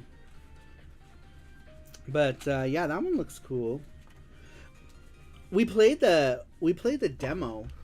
I think JT. I think we played the demo because JT mentioned it. If I believe, it's like a Mega Man, very much like a Mega Man game. Very Mega Man X kind of game. Remember when weird games like Chibi Robo and Mr. Mosquito would come out, right? Stuff like that. Space Channel 5, games that were kind of like weird and quirky and experimental. Though Space Channel 5 did bad though. That's the thing. Like Space Channel 5 didn't really do well for Sega considering what they spent on the game. I think it was a game that didn't do so great. Anyone can play with my balls anytime, says Mackenzie. Mackenzie is equal opportunity. Therefore, anyone can play with the balls. Gravity Circuit is great. I beat the game, says Randrick. Baldur's Gate has been one of my biggest surprises in a while. That game somehow lives fully up to the hype and is a great sequel to some of our beloved games, or to some old beloved games, says Mark Dell. That's what you're playing right now, right? You're playing new Baldur's Gate. I love CD-based games like Monster Rancher and Vib Ribbon. Yeah, those are cool, right? Games that let you put in like soundtracks. Man, that was such a cool thing when Ridge Racer first came out and you were able to just pop in your own music CDs. I would pop in like K-pop at the time and listen to like Ridge Racer with K-pop music. Let's see here. I feel like people concentrate too much on graphics and not enough fun and engaging gameplay. I think that's been the case for a while now. People are super hyper focused on graphics with the advent of 3D games. I feel like that's been the reoccurring theme. Scary. What is that? It's something. Oh, I know. It freaked me out. That's why I lowered it down. I was like, "What's that noise?" I got scared too. Yeah, I heard. I was like, it sounded like rustling, right? Like someone was like going through. Yeah. Like something like bags. It was the paper thing from the Bitmap books thing. It freaked me out. I was like, what? The brand new Pac-Man game is fun. There's a newer one. Pac-Man 99 was so great. It's too bad that and I bought like all the DLCs and stuff. I was like, oh man, I played that for like a week. And now it's gone. Now it's gone forever. Alright, moving on to the next one. Our question was, what video game made you hype, but you were totally disappointed? You meant Matthew Roaches? Matthew... Yeah, I did. Matthew was the last one. Next one is Famicom Collecting, number 8. Famicom Collecting says, I don't do modern gaming, but this is the closest thing for me. The one game that I bummed after I played it was Shantae for Game Boy Color. Everyone says that the game is the best Game Boy game ever made, 10 out of 10, but I thought it was tedious and kind of meh. I absolutely love the Switch and 3DS games, but the first game is overhyped in my opinion. It was impressive for the time and the console, and I respect it.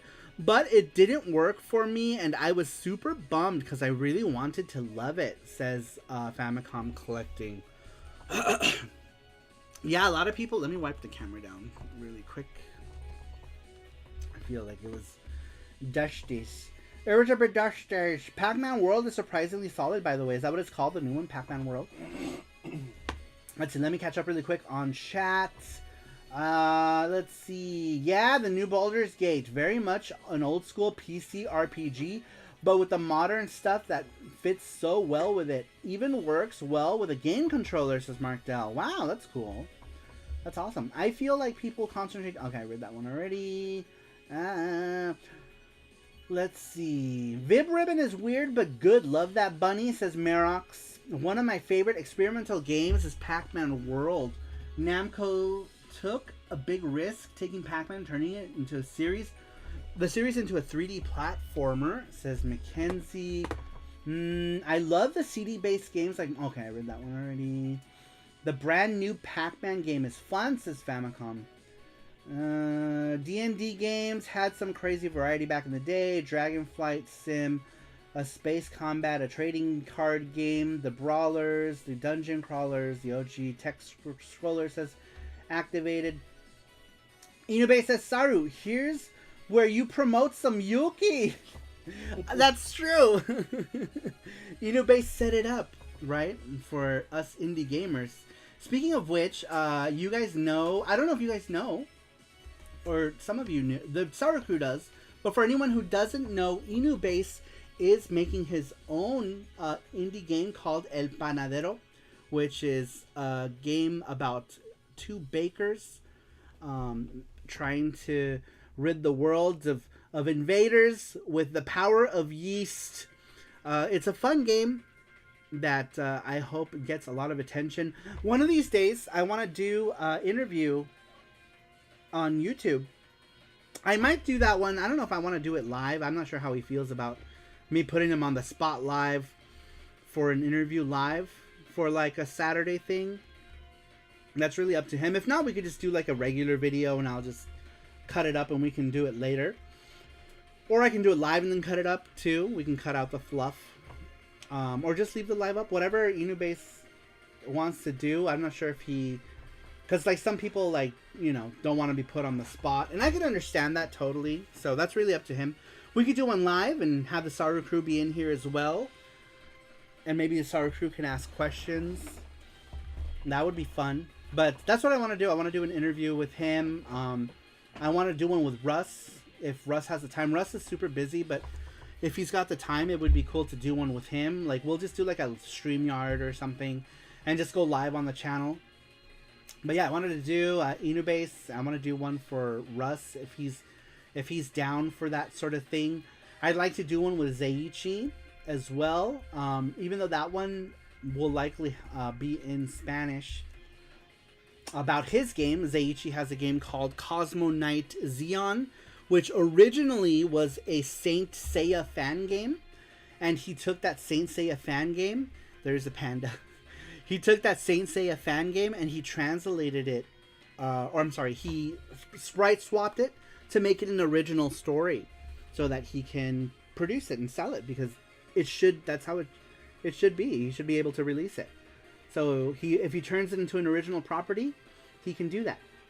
And there might even be a Cosmo Knight Xeon guest character in the next FX Unit Yuki game.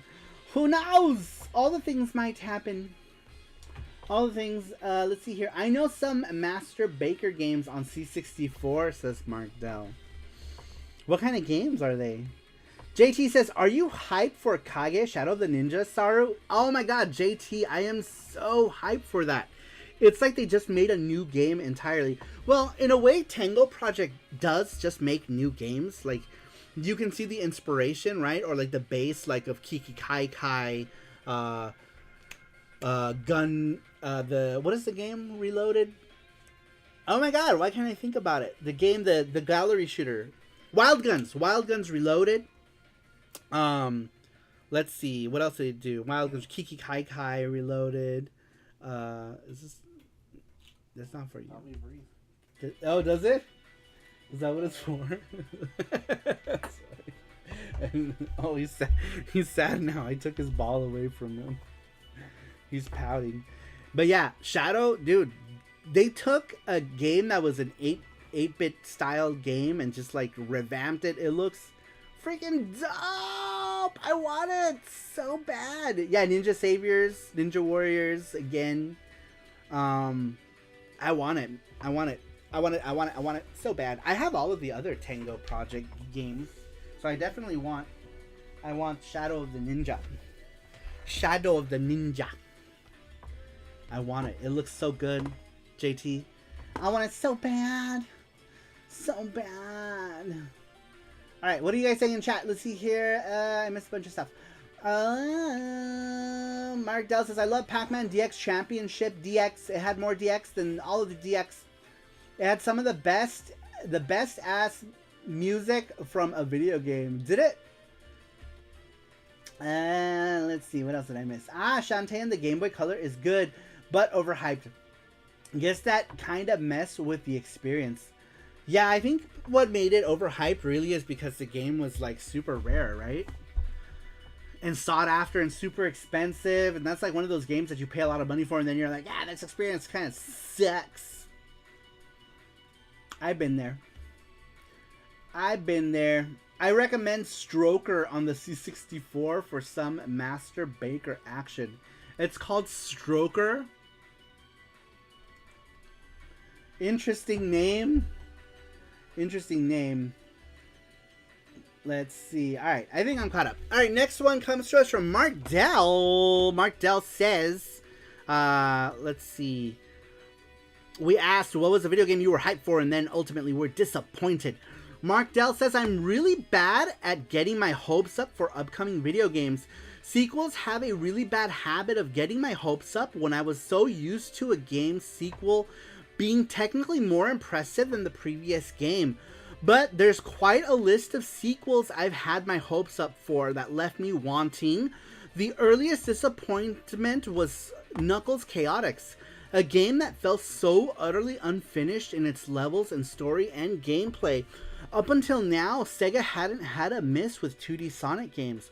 All of the screenshots and expectations for what could be done on a new system had me really hyped up. In the end, I was partially wondering if my cart was faulty, as surely this couldn't be the real finished game. Some years later, I was feeling the PC Mag hype for Daikatana, the lead guy for Wolfenstein, Doom, and Quake. Making a new game was exciting enough, but the mags talking about the unique gameplay elements that we'd never seen before got to be very excited.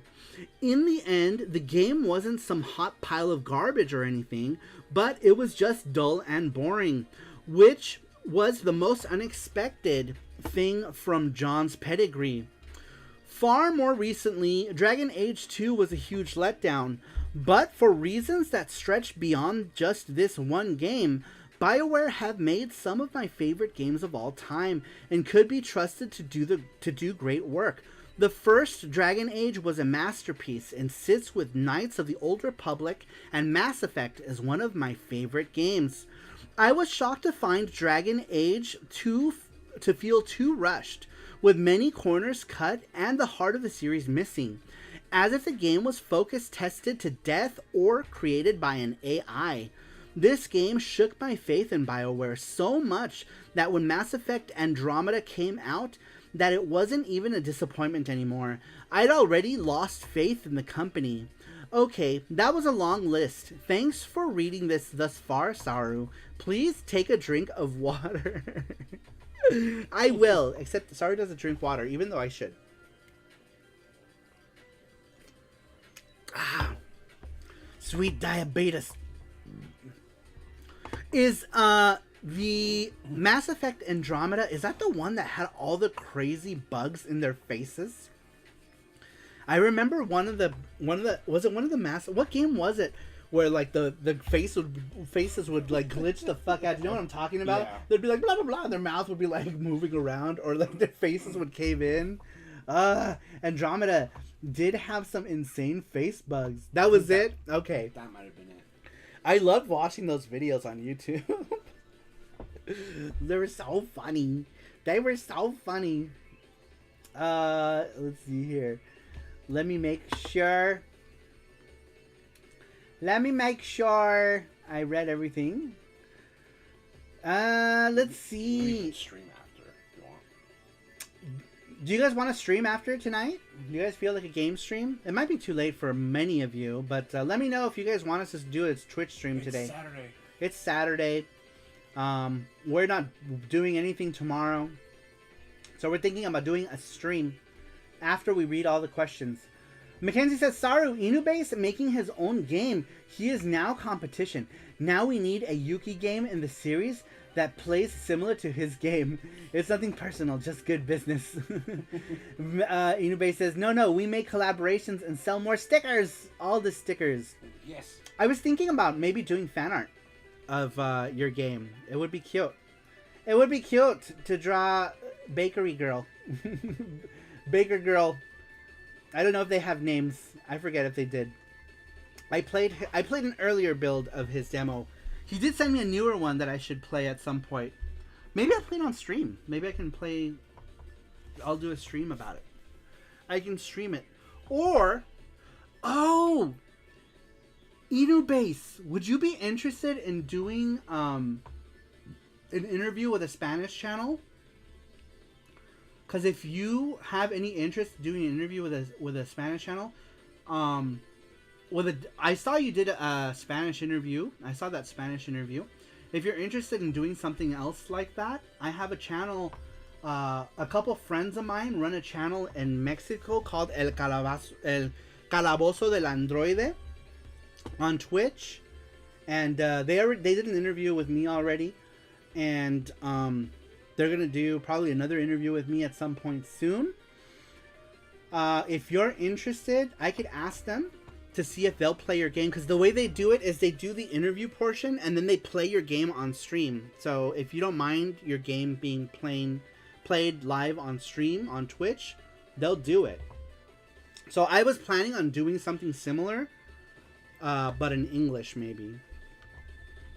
But I think with you, we're just gonna do an interview, and then what I'll do with the live interview is I'll splice in game footage for the YouTube interview. So we'll do a Twitch live interview with you, and then I'll splice in game footage for the YouTube re-upload, because I'll do a re-upload of our interview.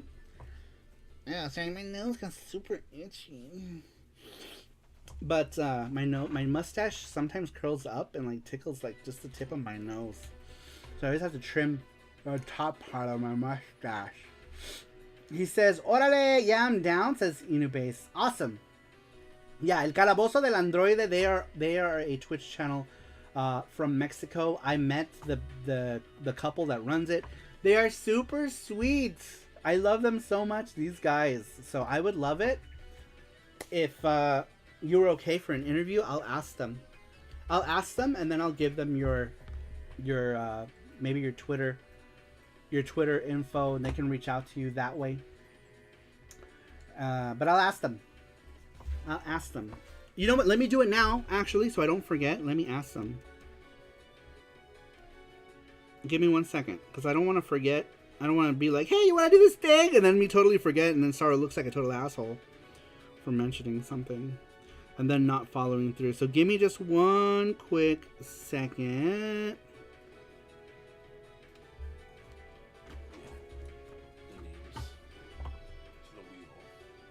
And Jesse's going to do a thing really quick. Give me 1 second. Let me just ask my buddies.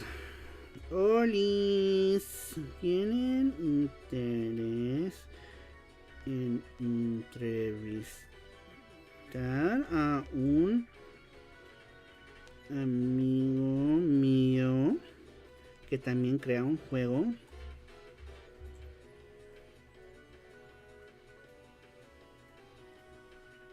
Vamos a decir un amigo programador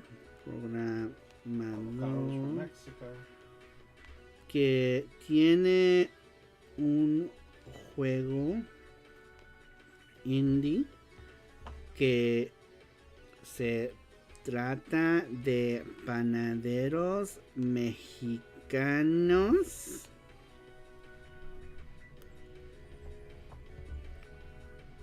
All right, cool. We started the process. Inubase says wak wak.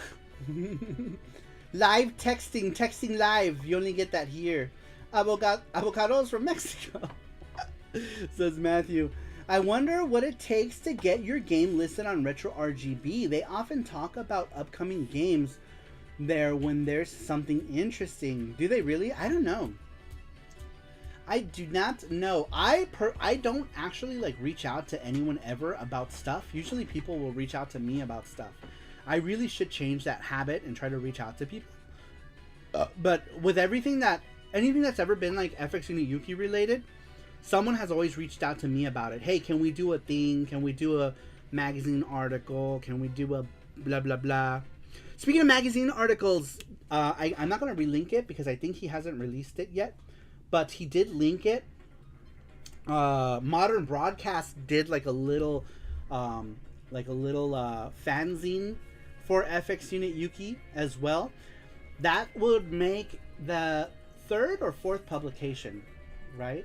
because we had Yeah. the Retro Maniac in Spain, like a big like retro game magazine back in the day. Did an article on Yuki. There was also the article in Retro Game Super Hyper, which is a fanzine, and then there was an article randomly in a German magazine called M Games, which I guess it's like Germany's Germany's big like retro game magazine. They did one also back in 2018, I think they did a article. They did an article on it, which was cool. Let's see here. Stocking Monster says, my buddy is working on a visual novel game I did a bit of voice work on. Made me realize how hard development really is, and I respect you guys for it. That's cool. What is he making it for? I'm curious. If you want to drop details, feel free, Stocking Monsters. Feel free. Vink is here. Hi, Vink. He says, love the Kirby t-shirt. Isn't it cute? He's flying across the world. Welcome, Vink. How you doing? How is Vink? How are things for you? I saw in the Discord that you were preparing for a typhoon or something in the Discord thread. Hope everything is okay. Hope it was nothing to worry about. Homesick, sadly. Oh no! Please get better soon. Sending good vibes to Vink. Everyone send your good vibes to Vink. People are getting sick lately. And if you don't know, SaruPro knows, obviously. But if you're not a member of the inner Saru circle, Vink has a retro shop. He sells retro games, lots of cool stuff. I bought stuff from Vink a millennia ago, and a huge fan of Vink and Famicom Dojo. Vink, if you would, can you share the link to your retro shop? He has a lot of great prices on his shop. Definitely check him out. Please check him out. But he's a regular on our Discord as well. He is part of the Saru crew, and which I'm happy to say that Vink is part of the Saru crew. And he's always sharing his deals in our Discord. But definitely check out his shop. Cool shop. Lots of good cheap gets too. If you're looking to bulk up your collection, it's really like one of the best ways to do so is to find a shop that has some really good deals and just buy a bunch of games. And if you're gonna do that, just do it at Vink's place. Let's see here. Why is Kirby so angry on the shirt? Must be flying in Nexusar, says Mackenzie. I don't know. He's always like... If you remember, they did that thing where they compared like Japanese Kirby covers to like American Kirby covers, where like in the Japanese ones he's always so happy, and then in the North American versions he's like he's like grumps. He's grumps. Mark Dell says, I'm a writer there. I should probably exercise that and write something up one of these days. Are there any plans for a Yuki demo ROM from the GB? Are there plans for a Yuki demo ROM? Yes, actually, we are going to make a Yuki demo ROM. As soon as we have a couple stages, that might actually happen sooner than later. Because I think I want to put out a ROM when Stage 00 is complete, and Stage 01 and 02. I might make Stage 01 temporarily the Castlevania stage, because it's the next thing I'm working on. But I don't know if I'm going to make it the next stage in the list. Another cool thing is Yuki is going to have a Bomberman stage also for whatchamacallit? FX Unit Yuki. And it's also going to have one original stage, which is kind of supposed to be like the parody of like Legend of the Mystical Ninja, but it's going to be just a way for me to push my next project, which is Miko Hearts. You guys have seen like the Miko Hearts stuff. The main character to my Miko Hearts thing is going to be in the Game Boy game, as well as a secret playable character. When you beat the game, you could unlock Himiko from Miko Hearts and play as her. There's Vink's link, by the way. Check it out. That is Vink's shop, Japan Retro Direct. Check it out. Lots of cool stuff. It is in the chat. Vink has just posted it. Make sure you check it out, you guys. We support each other here in the Saru crew, and definitely check out Vink's shop, and check out Inubase's game as well. It's called El Panadero. Is there a Steam page up for it? There is, right? For your game. You can contact it. Okay. Give me 1 second. Let me look it up really quick. And see if El Panadero has a Steam page. It does. It does have a Steam page. Alright, here it is. Very cool. Alright. This next link right here, this is a link to Inubase's game. Please check it out. It's called El Panadero.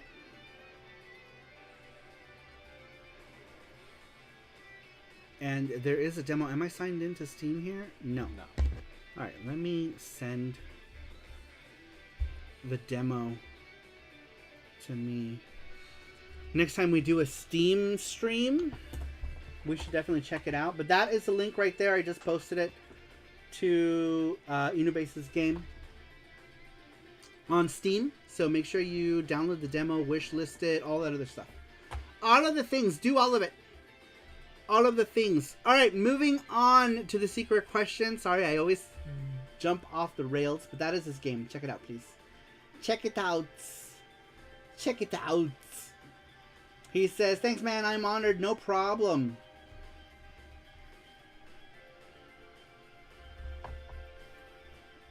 I went in and wishlisted it. Think that's good for the Steam algorithm, says Mark Dell. All right, moving back to the what was the game that you were hyped for and were disappointed in. Number 9 comes to us from Wreck-It Renz. Wreck-It Renz says, that game for me was Double Dragon 5 for the Genesis. As a kid, I expected this to be just like the first 2 Double Dragon games, but to my surprise, it was a fighting game. I believe it was based on the cartoon. Anyways, at that time, I didn't have the means to look up any info on the game itself, so there wasn't any way I would have known. I remember disliking it and feeling disappointed, and I had wasted my weekend rental on it. I wonder if I would enjoy it now as an adult, but somehow I doubt it, says Wreck-It Renz. Oh my god, right? That game was such a huge piece of shit.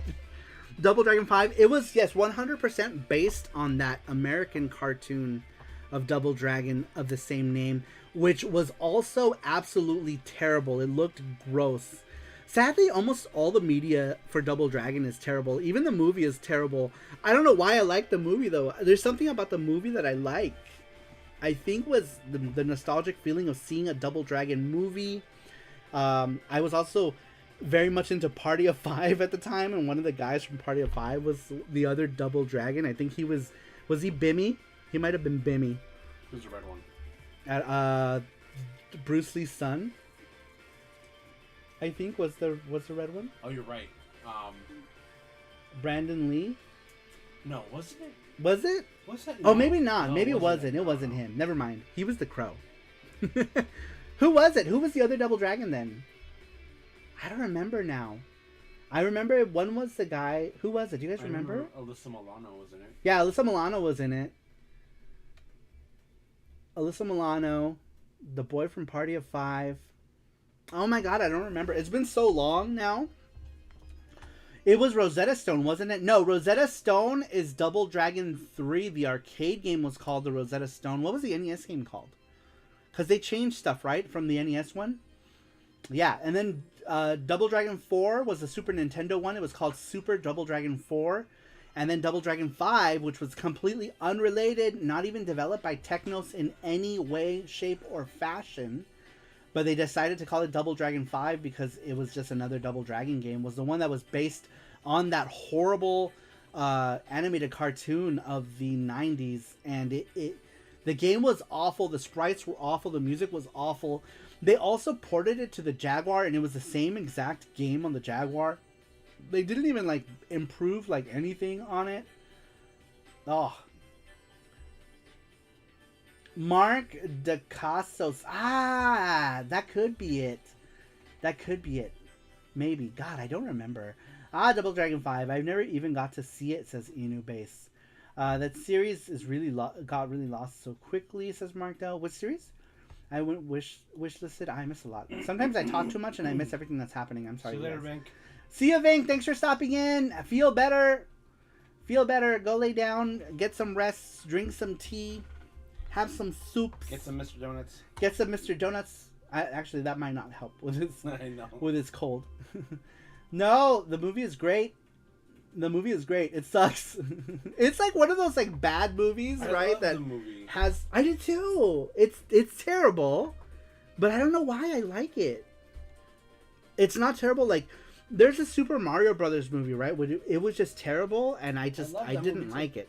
I did not like it at all. I hated the Super Mario Brothers movie, and it was. I think with me, I was holding it to such a high standard that when the Super Mario Brothers movie came out, I was just extremely disappointed with it. I was like, my friends used to say that I was visibly upset over the Super Mario Brothers movie, but for some reason, the Double Dragon movie, I really liked it.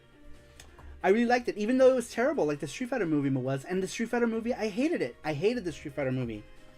That was actually the Street Fighter movie was the last movie I was invited to go see. I was in a program for people to go watch movies, and you had to like rate them and say if you liked it. We saw the movies like screenings, pre-screenings.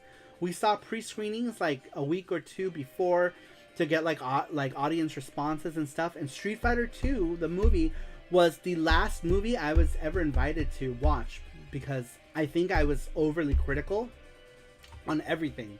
I was super overly critical, and never again was I invited to another screening in Los Angeles. We were part of a high school program where they selected some people to go and pre-screen these movies, and we always pre-screen movies. We saw Billy Madison, Tommy Boy, some other action movies, I forget. But yeah, that was the last movie I saw. It was absolutely horrible. I hated it. Absolutely hated it. Socket Monster says the Double Dragon timeline is confusing. I like Neon though. Let's see. I have Double Dragon 5 on the Jaguar. Says Mackenzie, it's the best fighting game on the system. That's not saying much. What else was there? What is it? Kasumi Ninja? Isn't that a Jaguar fighting game? Mark says Bob Hoskins' biggest career regret was that movie. Oh, I bet. He said, I used to play King Lear. Overly critical, threw a chair at the screen. Fuck this movie! This movie sucked! Yeah, I was super critical about it. And I figured it was, I never got it, because all my other friends got re-invited to stuff, but they weren't critical about it. They were like, oh yeah, it was good, it was fun. You know, they weren't gamers. I went with a bunch of non-gamers. They're like, oh, the movie fucking sucked. It was so bad. Yeah, it was fun. It was fun. It's funny how Super Mario Brothers set the bar super low for video game movies, and like 30-something years later, the new movie is like the best video game movie of all time. What the fuck are we listening to?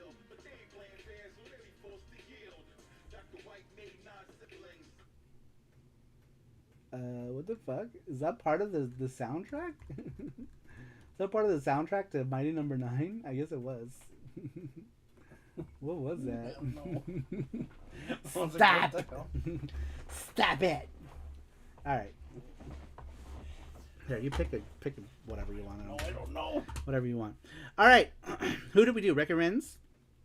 Number 10. Number 10 comes to us from Level 1 Online. Remember, the question was, what was a video game you were hyped for and was super disappointed in? Level 1 Online said Street Fighter X Tekken, or Street Fighter Cross Tekken. Yeah. It was alright. I think that was it. It was alright. I think people were expecting something way better, though, for that one. Mega Moons. The real Mega Moons. Let's see. It's funny, right, Randrick? It is funny how like the new Super Mario Brothers movie is like such a good movie. Mark was the guy in John Wick 3, or at least got good reviews. I still haven't seen the new Mario movie, but it was critically acclaimed. Oh, Mackenzie, thank you so much. He said The Wizard was a better Mario movie than the original Mario movie For many, it was the first time seeing Super Mario Brothers 3. Oh my god, the wizard was so cool, man. Seeing that in theaters was a treat. I love the wizard. The wizard, with all its cringe, was such a great movie. Simply because of the fact that they actually had the game, right? They were playing the game. It was like a dream scenario, I think, for many kids, right? They were like, oh man, I wish I was the video game champion of the universe or something like that. You know, it's like a dream, I think, for many kids during that time who were all into Nintendo, because everybody was into Nintendo at that time. Everyone had an NES. So when the wizard came out, it was like people were like living vicariously through this kid, right? Who was like going on to like win this like tournament, and then they showed the game. It was something just, it was amazing. And yes, I agree, it was a much better Mario movie than the actual Mario movie. Let's see here. Mark Does says, I turned it down, so they had to ask for that Matrix guy to come back. Oh wait. I think Bob didn't even know it was a video game character. Oh my gosh, really? Oh my god. Nah, I wasn't in John Wick. I got it. Mark does. I turned it down. That's so funny. Man, that's crazy. Let's see here. Mark did a lot of martial arts stuff, only strong.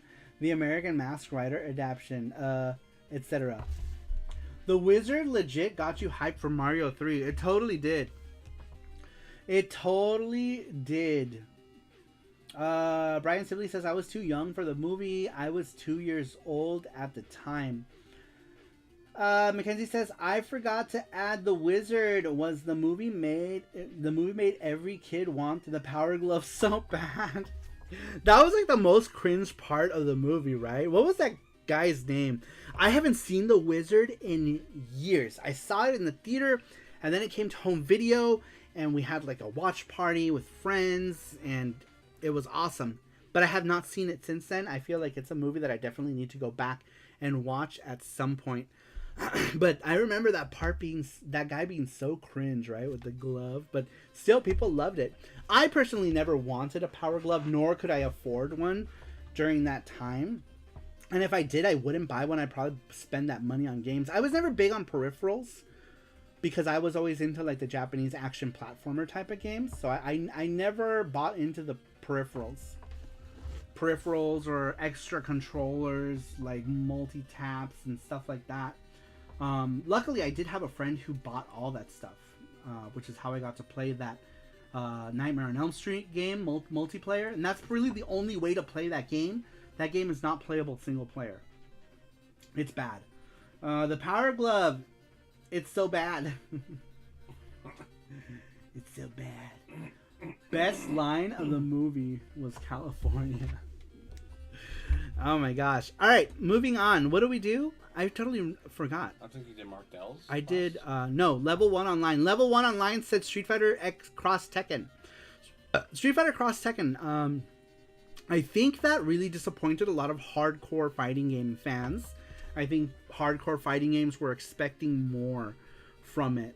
And I don't know if they were trying to go for like a more general market feel with Street Fighter X Tekken. I don't know. I have super bad indigestion, you guys. I don't know why. I think it's because I haven't had anything to eat yet. Oh, you're right. So my stomach is like... I have those like inner hiccups. I have the body hiccups. Yes, give me a cracker. I have these are my bird crackers. I have bird crackers. The Power Glove. It's so bad.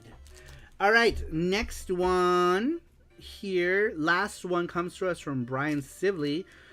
Brian Sibley says, oh boy, this one is going to bring back memories. Over a decade ago, I got a blue Nintendo 3DS because I heard about the Mega Man Legends 3 project and demo was going to be released on the eShop. So being I was and still am a fan of the Blue Bomber, I got used to Nintendo 3DS original model before I even heard about a new Pokemon game, which is usually when I get the new Nintendo handheld. But unfortunately, as everyone knows it didn't happen, and Inafune left Capcom. A little while later, I was hearing something about Inafune was going to do, and ultimately it was Mighty Number 9. I was going back to it because I was so sick and tired of Capcom canceling Mega Man games, like I know everyone was. But luckily because I didn't, because I couldn't control myself with my money, and I just had to wait until the game came out to buy it. I think it took until 2016 for the game to come out, and well, it was something. While I was disappointed with the game, I did like it because I, at the time, didn't think Capcom would do anything about Mega Man. Boy, was I wrong. I think Mighty Number 9 didn't fail the way it did. We might have not gotten Mega Man 11. And there was rumors about a new Mega Man game in development a little while ago. So hopefully we will get more games about the Blue Bomber soon, but not in the way it was happening before, says Brian.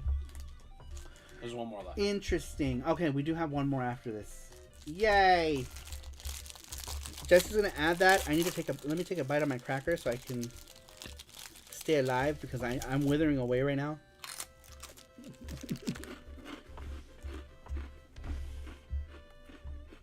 Withering away. Did you read mine, Saru? I did, right? Who? Rendrick? Rendrick? Yes. You were like one of the first ones. Yeah, I'll double check. But I think you were. Yeah, you were like the third one. You were way up at the top. You may not have been here. Okay. I think Rendrick's was one of the first ones. Socket is the last one. I can barely see you. You gotta eat more, Saru. I can barely see you. You gotta eat more. I know. I'm nothing but skin and bones. I'm eating these like tea crackers for sustenance. And MSG. MSG. I was even calling Capcom what everyone was calling them at the time. After what happened. Alright. Let me double check really quick. Let me double check. Let me double check. Let me double check. Let me double check. Because I don't remember Randrix. Go to number 3.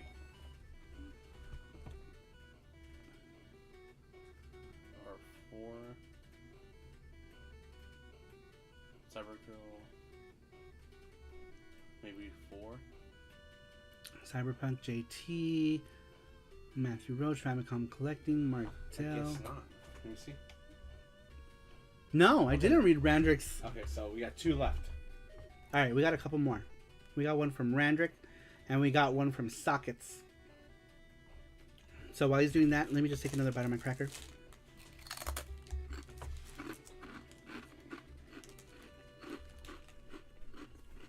Rice cracker.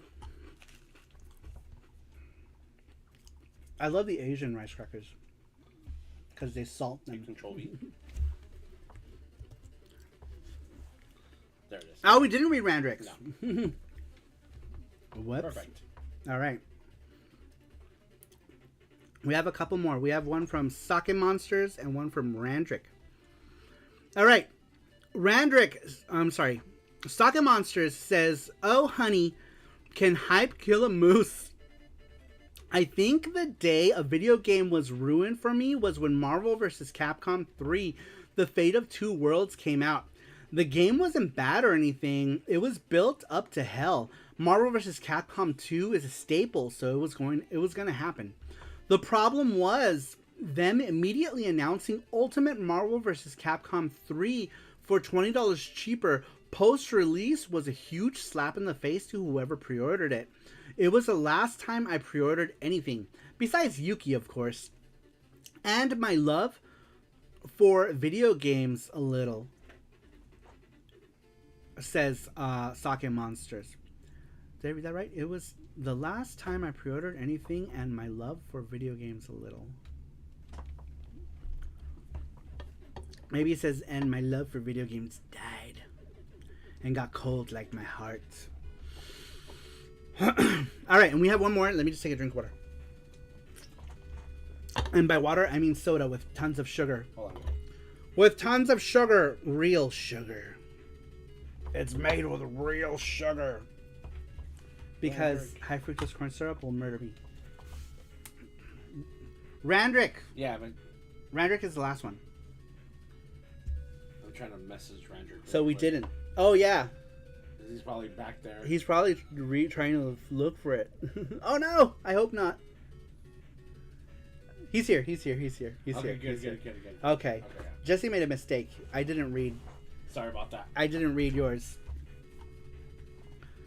And I'm like, oh.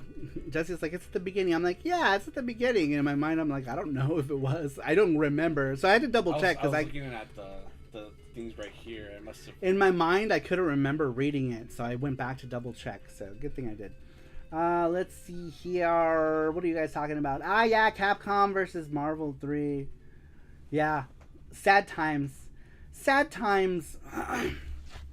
Mackenzie says, yeah, Marvel vs. Capcom 3 is controversial in my personal opinion. I remember initially being pissed off when it was revealed characters were on the disc locked away behind a paywall on the disc. Yeah, that's some bullshit, right? That's like some it's just embarrassing. Like, what the fuck? What the fuck, Capcom? Let's see. It got me during the worst time possible, 2011, yeah? Is that when it was? Is real sugar something you have to advertise in the US? I heard about that, but I thought it was mostly a myth. Yes, 100%. Because our drinks here are made with everything is made with high fructose corn syrup. So when you buy a product that has actual sugar, they make a big deal out of it. So Pepsi, not only does Pepsi charge more for these, usually I always wait till they're on special, but they charge more for them because they have real sugar. And so there are people who just like the taste of real sugar, or people like me who high fructose corn syrup causes them to get kidney stones. So I try not to have it because I feel like it speeds up the process for me getting kidney stones. It also messes with me like in other ways. I can't, my body flips out. That's why when I go to Mexico, it's like I can go to like any store and be like, this is going to have sugar in it. Like, most countries use sugar. The bad thing though now is that even Mexico is starting to put a little bit of high fructose corn syrup in with their Coke. So their Coke is now a mixture of high fructose corn syrup and sugar. Even though they say that it's mostly sugar with high fructose corn syrup, only there to make up the cost of the production, because Mexico raised their taxes on those kinds of foods that are bad for you. For I don't know what reason Mexico did this. I guess for like, I don't know why. The point is Coke's counter reaction to that was they started putting a little bit of high fructose corn syrup into Coke now in Mexico. But if you buy bottled Coke still has pure sugar. So you can buy bottled Coke and get sugar, or you can buy the plastic bottles and get a mixture of sugar and high fructose corn syrup.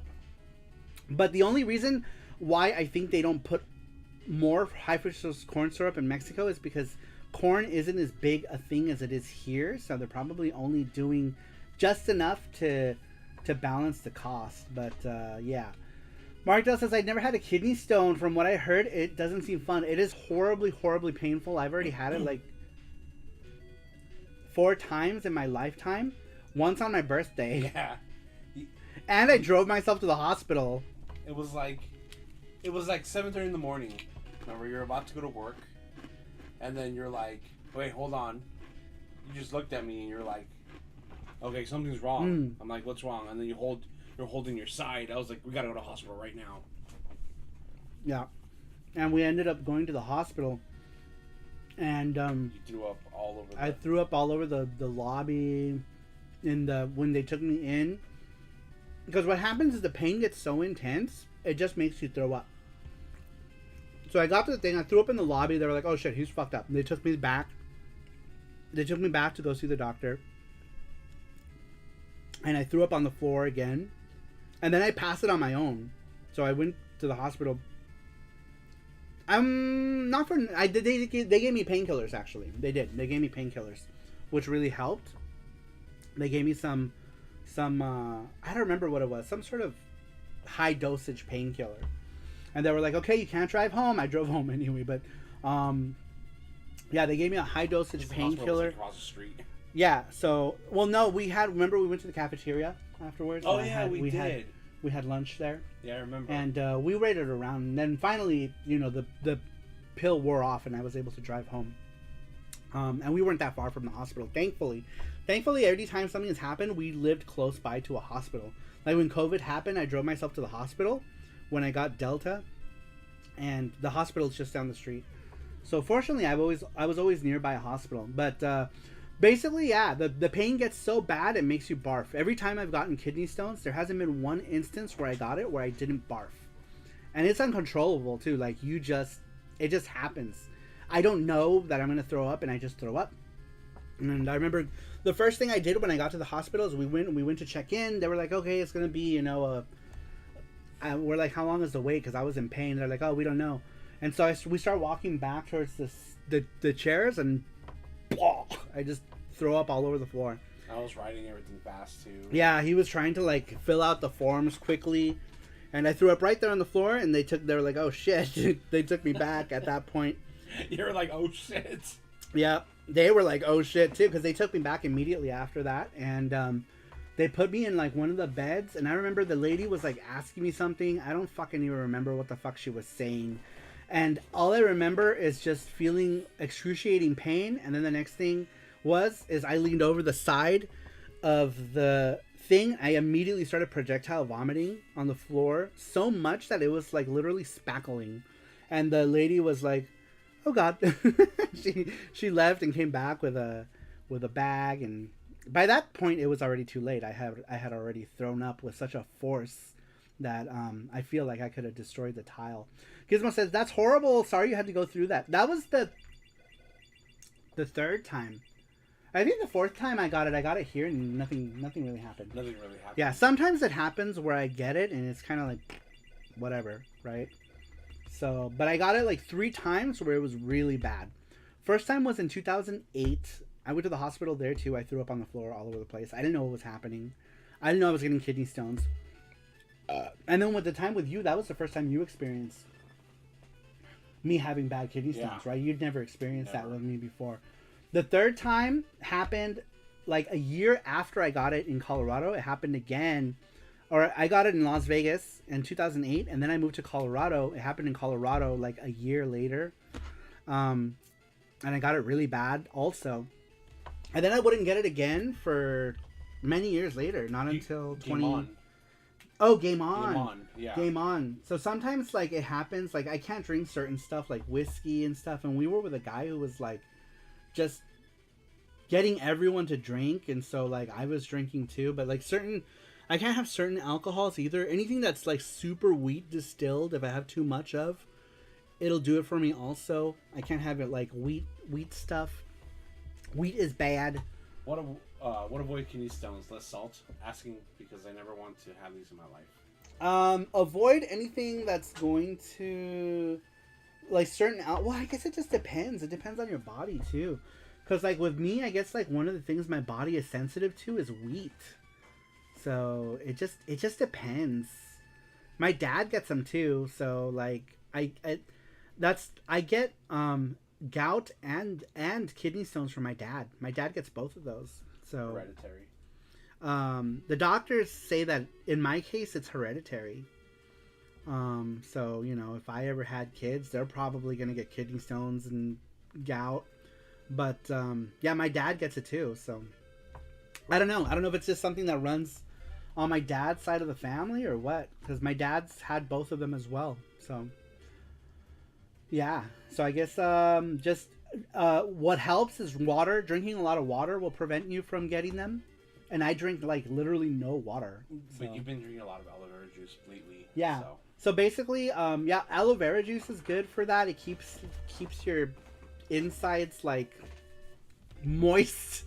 So I haven't been getting them since I've been drinking. Since I cut out high fructose corn syrup, and I drink a lot of aloe vera. juice, and you can have like the sweet one, or you can have the pure one, or like the no sugar added one. They're all fine. And I haven't had them in years. I haven't had kidney stones in a long time. It's been a long time. I drink mostly water. If you're a big water drinker, then you'll probably be fine. But it's been years since I gotten it. I haven't in this house. I have yet to get kidney stones since we lived here. And since we lived here, I've also gotten gout once, but it was a mild case of gout where I had it for like a day, and then the next day it was gone. So, and the only thing I've done differently in the last 6 years, because I haven't had a kidney stone since before I fixed Yuki.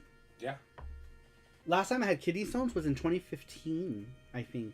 2015 or 2014. No. It was after, because we were promoting Henderson Yuki. This is 2017. Was it during? Okay, so maybe I'm wrong. It was like 6 years ago then. So the only thing I've done differently is drink no high fructose corn syrup and drinking a lot of aloe vera juice. Don't jinx it, I know. When you drink a lot of alcohol too. Yeah, certain alcohols will... Well, it depends on the alcohol. Certain alcohols will do it to me too. And a lot of beer is also wheat-based too, and wheat fucks me up. So I try not to. Aloe vera juice, like Savila drinks? Yes, exactly. Savila. This is freaking me out. I'm just gonna go get moist internally. I'm gonna go get moist. Regan Rams, he says, ¿Qué onda con el Saru? And Panda 2. What's up? Good. What's up, Regan Rams? How you doing? Welcome in. Welcome. Okay, so only fish for you. Yeah, also like red meat. I'm supposed to, I just saw the doctor, and the doctor was like, lay off the red meat. So I'm supposed to lay off red meat, but I love it so much. What am I supposed to do? How am I supposed to have Korean barbecue without red meat? Come on. So yeah, I'm supposed to avoid red meat, you guys. But so far I haven't done so. All right, let's get through the secret question. Why do I keep calling it the secret question? The weekly question. Let's get through it. So secret. It's a secret. I'm sorry, Saru. Why? I'm good. I haven't. Oh, the meat thing? I know, the meat thing makes me sad. The meat thing makes me sad. Gaucho diet for you, Saru. The gaucho diet is nothing but meat. If I'm gonna have the gaucho diet, it's gonna kill me. Pork is red meat? Pork? Yeah, I guess pork. Is pork red meat? Pork is red meat too. Fuck! I eat so much pork, you guys. I think pork is what I eat the most. Is pork considered red meat? I don't know. I hope not, but I think so. Let's go find out. I eat so much pork. Let's do a live from Korean barbecue. The meats that I eat in order, I think at the very top of the list is pork, for sure. And then it used to be chicken, but right now I have been on a red meat kick, and I have been eating a lot of red meat because Mexico, first off, Korean barbecue. So I've been eating a lot of red meat for like since the beginning of this year, and I think chicken is now on the 3rd place. But I love a good porking, says Martel. I love pork. Unflavored pocky. Pork pocky. I can't wait to have that bacon pocky. Why isn't there a bacon pocky? There should be a bacon pocky. I would get that. Regan says, hope you are good. Getting kidney stones again? Oh no, I haven't gotten... How do we start talking about kidney stones? I don't know how we started talking about it. But I haven't gotten kidney stones since like 2016, I think, or 2017. I don't know. Sometime. It was on my birthday. I know. How the hell did we start talking about kidney stones? I don't know. No carbs. Just go hunt your own meat in Vegas. Yes. We will do that. All the wild meat running around. Because of sugar talk. Oh, yeah. Sugar talk. Because I was drinking Pepsi. What are we talking Next about? week, Saru question. Favorite kidney stone moment? We already did that. No need for that. All right, last one to the question that we asked you guys. What was a video game that you were most hyped for, but were ultimately disappointed? Randrick says, the first video game to disappoint me really bad was Castlevania 64. Now, let me give you some context. It's winter. The last good game I played on the N64 was Ocarina of Time about a year ago. The console had nothing interesting to me after that, and I was thirsty for a good game on the N64. The irony of that sentence. And when I saw new Castlevania was coming to N64, I was ecstatic. I could not wait to play a new game from one of my favorite series, only to be disappointed when I finally got it. Now, take everything that made Castlevania good and remove it, and there you go. You got Castlevania 64. Almost no music, shitty 3D platforming, extremely slow gameplay, and a bad camera. I tried to like it. I really tried. But the part with the magic nitroglycerin is where I stopped playing and realized this is horrible what happened to Castlevania. So there you go. The game was the last nail in the coffin for the N64. I gave up on the console after that and kept playing PS1 and PC. Thankfully, I had Symphony of the Night on PS1 to forget that disaster. As it should be. Symphony of the Night is one of the best Castlevania games. My two favorite Castlevania games of all time are Dracula X and Symphony of the Night. And the fact that they very flush move into the next game, right? Like you beat Castlevania Symphony of the Night and then you beat Dracula X and then you move right into Symphony of the Night. For me, it was magical. Being someone who had already played through Dracula X and then playing Symphony of the Night was a beautiful thing. It was a beautiful thing. It was beautiful. Let's see here. At our place, I only see pigeons, says Panda. In your base said, what kind of animals do we see around here? Coyotes, pigeons. Coyotes. But here, like... Coyotes? We saw a pack of coyotes. No, I meant here at our place. That was literally like not even a mile. We saw coyotes. Oh, They're common here. We just don't see them because we don't go out. If it's in Las Vegas, we've seen coyotes. I've seen roadrunners. I've seen tortoises. I've seen, what else do we see? Lizards. Lizards, yeah, we see a lot of lizards. Yeah, coyotes. There's sometimes they're like running in the neighborhoods. It's like, what the fuck? We saw a pack of coyotes in the neighborhood, right outside of the old apartment complex we used to live in Henderson, right? And we're still in Henderson. We're just like a mile away from that complex. So yeah, we've seen coyotes around here. Lizards. They're on the west side. They get mountain lions. Mountain lions. Yeah, mountain lions. And there was a big old hoopla that happened because a mountain lion went into the neighborhood. And people were like, "Oh my god, mountain lions!" Well, I mean, yeah, it's scary, right? We don't live on that side, so for me, it's funny. There's a lot of tortoises too. Yeah, tortoises. Yeah, they have a thing. They sent something in the mail saying, "Keep tortoise population down to stop breeding tortoises because they're like roaming around." Really? Yeah. It used to be illegal to. You can't. Yeah. You can't mess with them. It was illegal to mess with them. I remember one time because I used to live here in the past. I remember going to school and seeing a tortoise just walking on the street. I'm waiting for the cat bus at the time to go to Rancho because I had missed the school bus. And the tortoise is just like walking along on the sidewalk. And no one's messing with it because it was illegal to do so. Yeah. So, but no one messed with the tortoise. The tortoise is just walking down the block. Tortoise walking down the block. Keep tortoise as pets. Yeah, people do. Let's see. But they're mischievous. They like to leave. They'll leave and then come back. They are, yeah. Tortoises, they want to go places. They want to go places. Let's see. Coyotes ain't good eat. Land predator meat is nasty, says Inubase. Oh, wow. My sister says I have one and she's 100 years old. That's awesome. Oh, my God. 100 years old. That's crazy. Let's see. The coyotes over here are super nasty and skinny. What are they eating here? Because they didn't look like they were skinny. Cats. Oh yeah, they probably cats with the bunnies. Oh, the bunnies. They have bunnies here. Oh yeah, we got a lot of bunnies here. We got like jackrabbits too. They're so cute. They have like the big eyes. Oh my gosh, they're adorable. They're adorable. I don't know if you can you have those as pets? No. They're so cute. Maybe. They're so cute. Any Good night, raccoons Randrick. in Vegas? Good night, Randrick. Thanks for stopping in. I appreciate it. Raccoons. No, I don't think so. we're not raccoons We here. saw a seagull. Remember? We're like, what the fuck? Yeah, sometimes Why that is there happens. seagulls here? Seagulls get lost. They wind up here somehow. I don't know why. They eat my calves. What do raccoons? What about snake spiders? I think it means coyotes. He's got a farm. There are snakes here, but not. We'll have to go like deep into the desert, huh? Not that deep. Not deep. I haven't seen a lizard.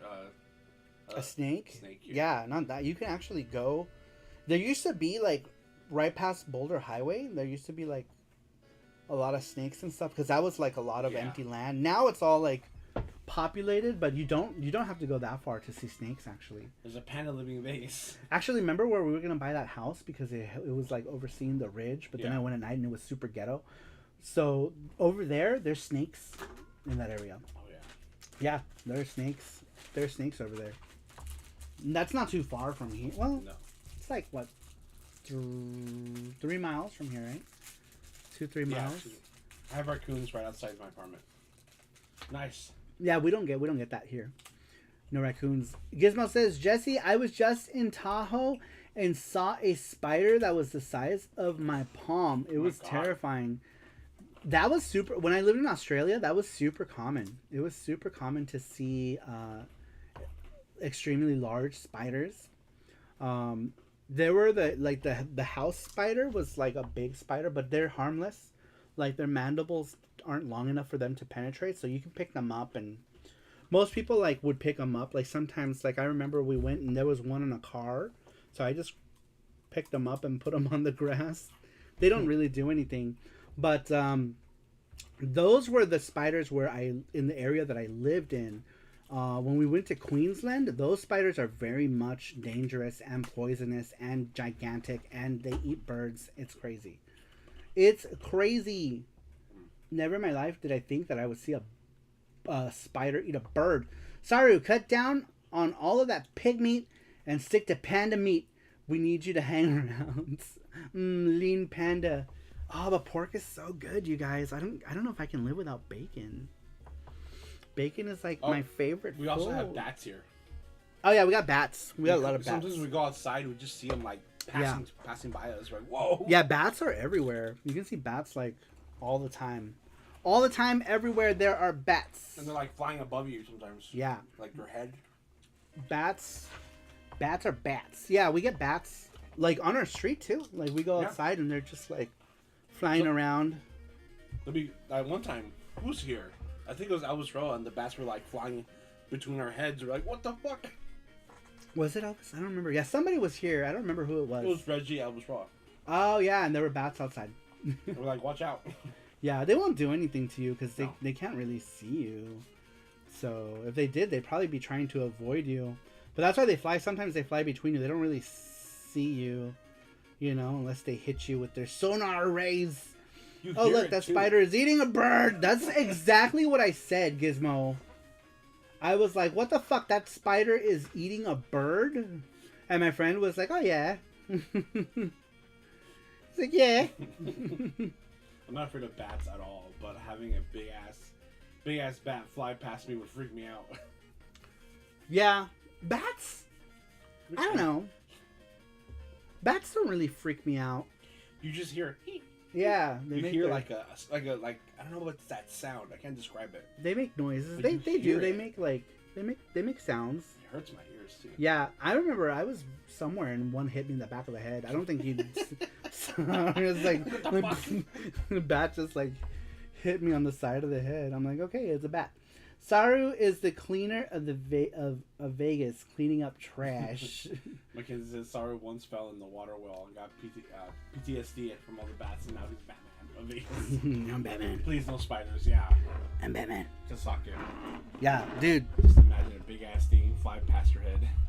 It's marked out. Yeah, a bat. I don't know. Like bats don't really freak me out. I'm really I'm more freaked out about moths than I am bats, actually, or flying roaches. You ever seen those big roaches that fly? Those freak me the fuck out. I don't know. I think I'd rather, if I was to, I had to pick between holding a flying cockroach and holding a bat, I'd pick the bat a million times over. Because at least bats are kind of cute, right? Any mantis there? flying mantis. Yep. Yeah, we had one. We had one here. We called it Mr. Munchers. Mr. Munchers hung out. He probably died, but because they only lived like 3 months or something. Because he was there for like 3 months. 3 right? months, yeah. Mr. Munchers, we had a mantis in the back, and basically what I would do is I'd keep the light on in the back, so that flies would come, and so he had stuff to eat. So I always kept the backlight on for him, so that he can eat the flies. And Mr. Munchers was there. And the moths too. We had like a storm here, and we're like, "Oh no, Mr. Munchers!" And we went to go check on him, and he was fine. He went under the he was smart. He went inside where the light was. He was smart. He was cute too. He was a cute mantis. But I assume he left to go mate, and he probably died or something. Yeah, because we went to Mexico, came back, he was still there. Yeah, we went to Mexico. The first time we went to Mexico, we came back, and Mr. Munchers was still there. And he was so cute. He was a cute little mantis. You know, and like we'd get close, and he would be like he was waving. He would just like lift. Hand up. He'd lift up just one, and then he'd put it down. He'd probably be like, "Get the fuck away from me." No, he wasn't, because when mantises do that, they do this thing. Oh, you're right. You're right. And they do it quickly, and they keep them up, and they follow you. He wasn't doing that. He would only like raise one, and then he'd put it down, and then he'd like move his head around. He was so cute. He was a cute mantis. We need a Mr. Munchers charm. Mr. Munchers were so cute. No. And then one day we went back there, I don't know, some months later, and he was gone. I was sad. Mantis is one of the few bugs that don't creep me out. He was cute. Rest in peace, Mr. Munchers. I don't know what happened to Mr. Munchers. I don't know. But I went out there because I went out there, and I was doing, I was smoking a cigarette at that time. And there was the light, there was like a couple of flies like just laying on the light, right? They weren't moving, and they were, I don't know, it was disturbing me. So I started blowing all the smoke into the lamp, and so the flies started flying everywhere. They didn't like it. They didn't like the smoke. So when I blew the smoke into the lamp, they started flying around like crazy. And so Mr. Munchers came flying over the wall because he was like, "Oh, there!" And he stuck in there, and that was it. He stayed there. And so I left the light on all the time. I'd come out and like stir the flies so that he can catch them. I'd come out and blow into where the flies were, and he'd start flying they'd start flying around, and he would just be like, yoink, and start eating a fly. And you can hear him crunching. That's why he was called Mr. Munchers, because you can hear the crunch. He'd eat, and you can hear the You smoked the flies for him. Seasoned fly meat. He loved it. He loved it. I like how this stream turned into talking about our temporary pet mantis, Mr. Munchers. Mr. Munchers, you will be missed. Let's see here. If the female is stressed, maybe he was suave and understanding. No, he was cool. Like, we'd come out and he'd like do this thing. It looked so cute. It was like he was waving at us. He'd lift his arm up for like a second and then put it back down, and his head would like move around. But you can tell, like, when a mantis is like threatened, they do that thing where they like lift up. I don't think at any point he felt threatened by our presence at all. You know, he went about his business while we were out there. He was never bothered. Usually mantises, like, they'll watch you, right? Like, if they're like worried, they watch you and they do the hand thing. But he didn't. He was just doing his mantis stuff and would eat his things, and he was just there. So this stream has been interesting. PC Engine Buck, and he's still saying out Mr. Munchers. Mr. Munchers is a great male porn star name. Mr. Munchers. Mark Dell. Any squirrels in Vegas? No. It's too hot here. Maybe. I think maybe at the parks? The parks? I've never seen one. I've never seen any squirrels here. I think it would be too hot for them here. I think they wouldn't survive. We have ducks and stuff in the... Oh yeah, ducks and geese. We have ducks and geese at the parks because they survive in the water, but I've never seen any squirrels here. Never. Never, ever. Mexico has a bajillion squirrels. They're everywhere. They have ground squirrels here. Do they? Oh, those guys! Yeah. I didn't know those were squirrels. I thought those were, what are those called? I thought they were like, I thought they had another name. Yeah, I've seen those little guys running around. I thought they were like prairie dogs or something. I don't know. Yeah, prairie dogs. I thought they were prairie dogs. I've seen those guys running around. I didn't know they were a type of squirrel. I had no idea. Yeah, I've seen those guys running around. Prairie dogs. Or what I thought were prairie dogs. What do they look like? Show, Jesse. Hold on. So yeah, yeah, prairie dogs. But I guess they're not prairie dogs. I think they're squirrels. Like that. They're cute. They're so cute. Look at that. Look at that eye. So cute. So cute. That's adorable. Yeah, I've seen those things running around. You'll see them. They stick to the ground. And they'll pop up. They'll pop up for love. Or food, probably. I don't know. I don't know what they do. I'm not sure what they do. They do things. It looks like a chipmunk. Yeah, it kind of looks like a chipmunk. I couldn't think of the name. I thought they were prairie dogs, but I couldn't remember. But yeah, I've seen those little guys running around before.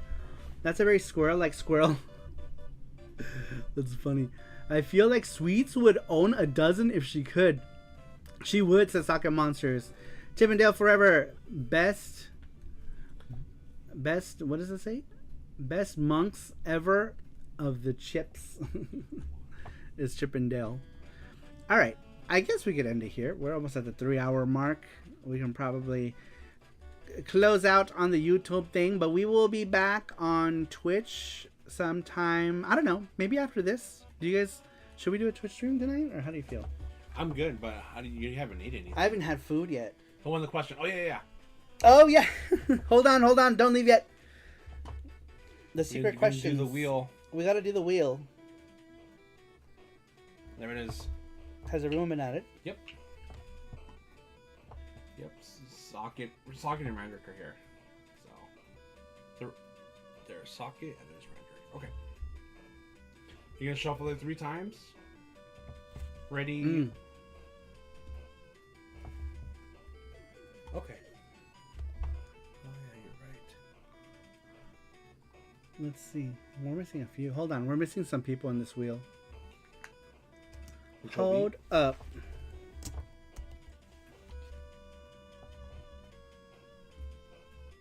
Oh, it's because they haven't added those the last 2.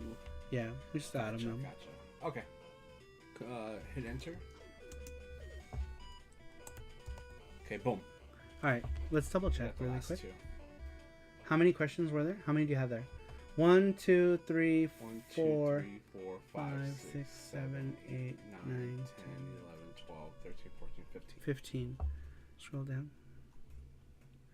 Oh, just scroll up to 12, 13, 14. Oh yeah, because I forgot to add 1 Z marked out. So 15 will be marked out. Okay. Okay. Alright. Everyone has been added. Let's shuffle first before you spin. Shuffle a few times. 1, 2, and 3. Shuffle. Alright, ready? And here we go. Good luck, everybody. Oh shit, we got a donation from Mackenzie. Brian Sibley. Congrats. Congrats, Brian Sibley. You have won. I think that's the first time he's ever won. Yep. The game giveaway. See, it pays to answer the weekly question. Wait, what? You won the game giveaway. You won the game giveaway, Brian Sibley. That means you get to pick a game from our game website. We have a page, and you could just pick a game there. I was not expecting it. So you have to tell us where we can ship that to. Where we can ship it, and we will ship it. Just send an email. I think you still have our email, right? Yeah. You can send an email with that information to fxunityuki@gmail.com. Yeah. fxunityuki@gmail.com. Once you've picked a game from our list. Very cool. It's cool to see someone new win. All right, you guys. And that is going to do it for SaruShow this week. We have hit almost 3 hours on today's show. I really appreciate everyone stopping in here. A big thanks to Mark Dell for commissioning me to do this cute little kiwi charm, and then everyone else who donated afterwards to get their own charms. Thank you very much for doing so. So how do I look at the list? Matthew Roach, he just listed it. Thank you, Matthew. You are amazing, Matthew. We love Matthew so much. Thank you, Matthew. Mark says, let me get all these cute charms. So many cute charms. Thank you, Matthew. I appreciate you doing that. That list that he put there. So once you decide, you don't have to decide now, but once you pick a game, just let us know what you want, and we'll send it. You could either send an email, or you can tell us when we go live again. You can tell one of us what game you want, and we'll write it down and we'll send it to you. All right, you guys, we're gonna go ahead and end this here. Thanks everyone for answering the weekly question. I appreciate it. Thanks everyone for making this show possible. I absolutely love you guys, and we will see you next time. Bye bye.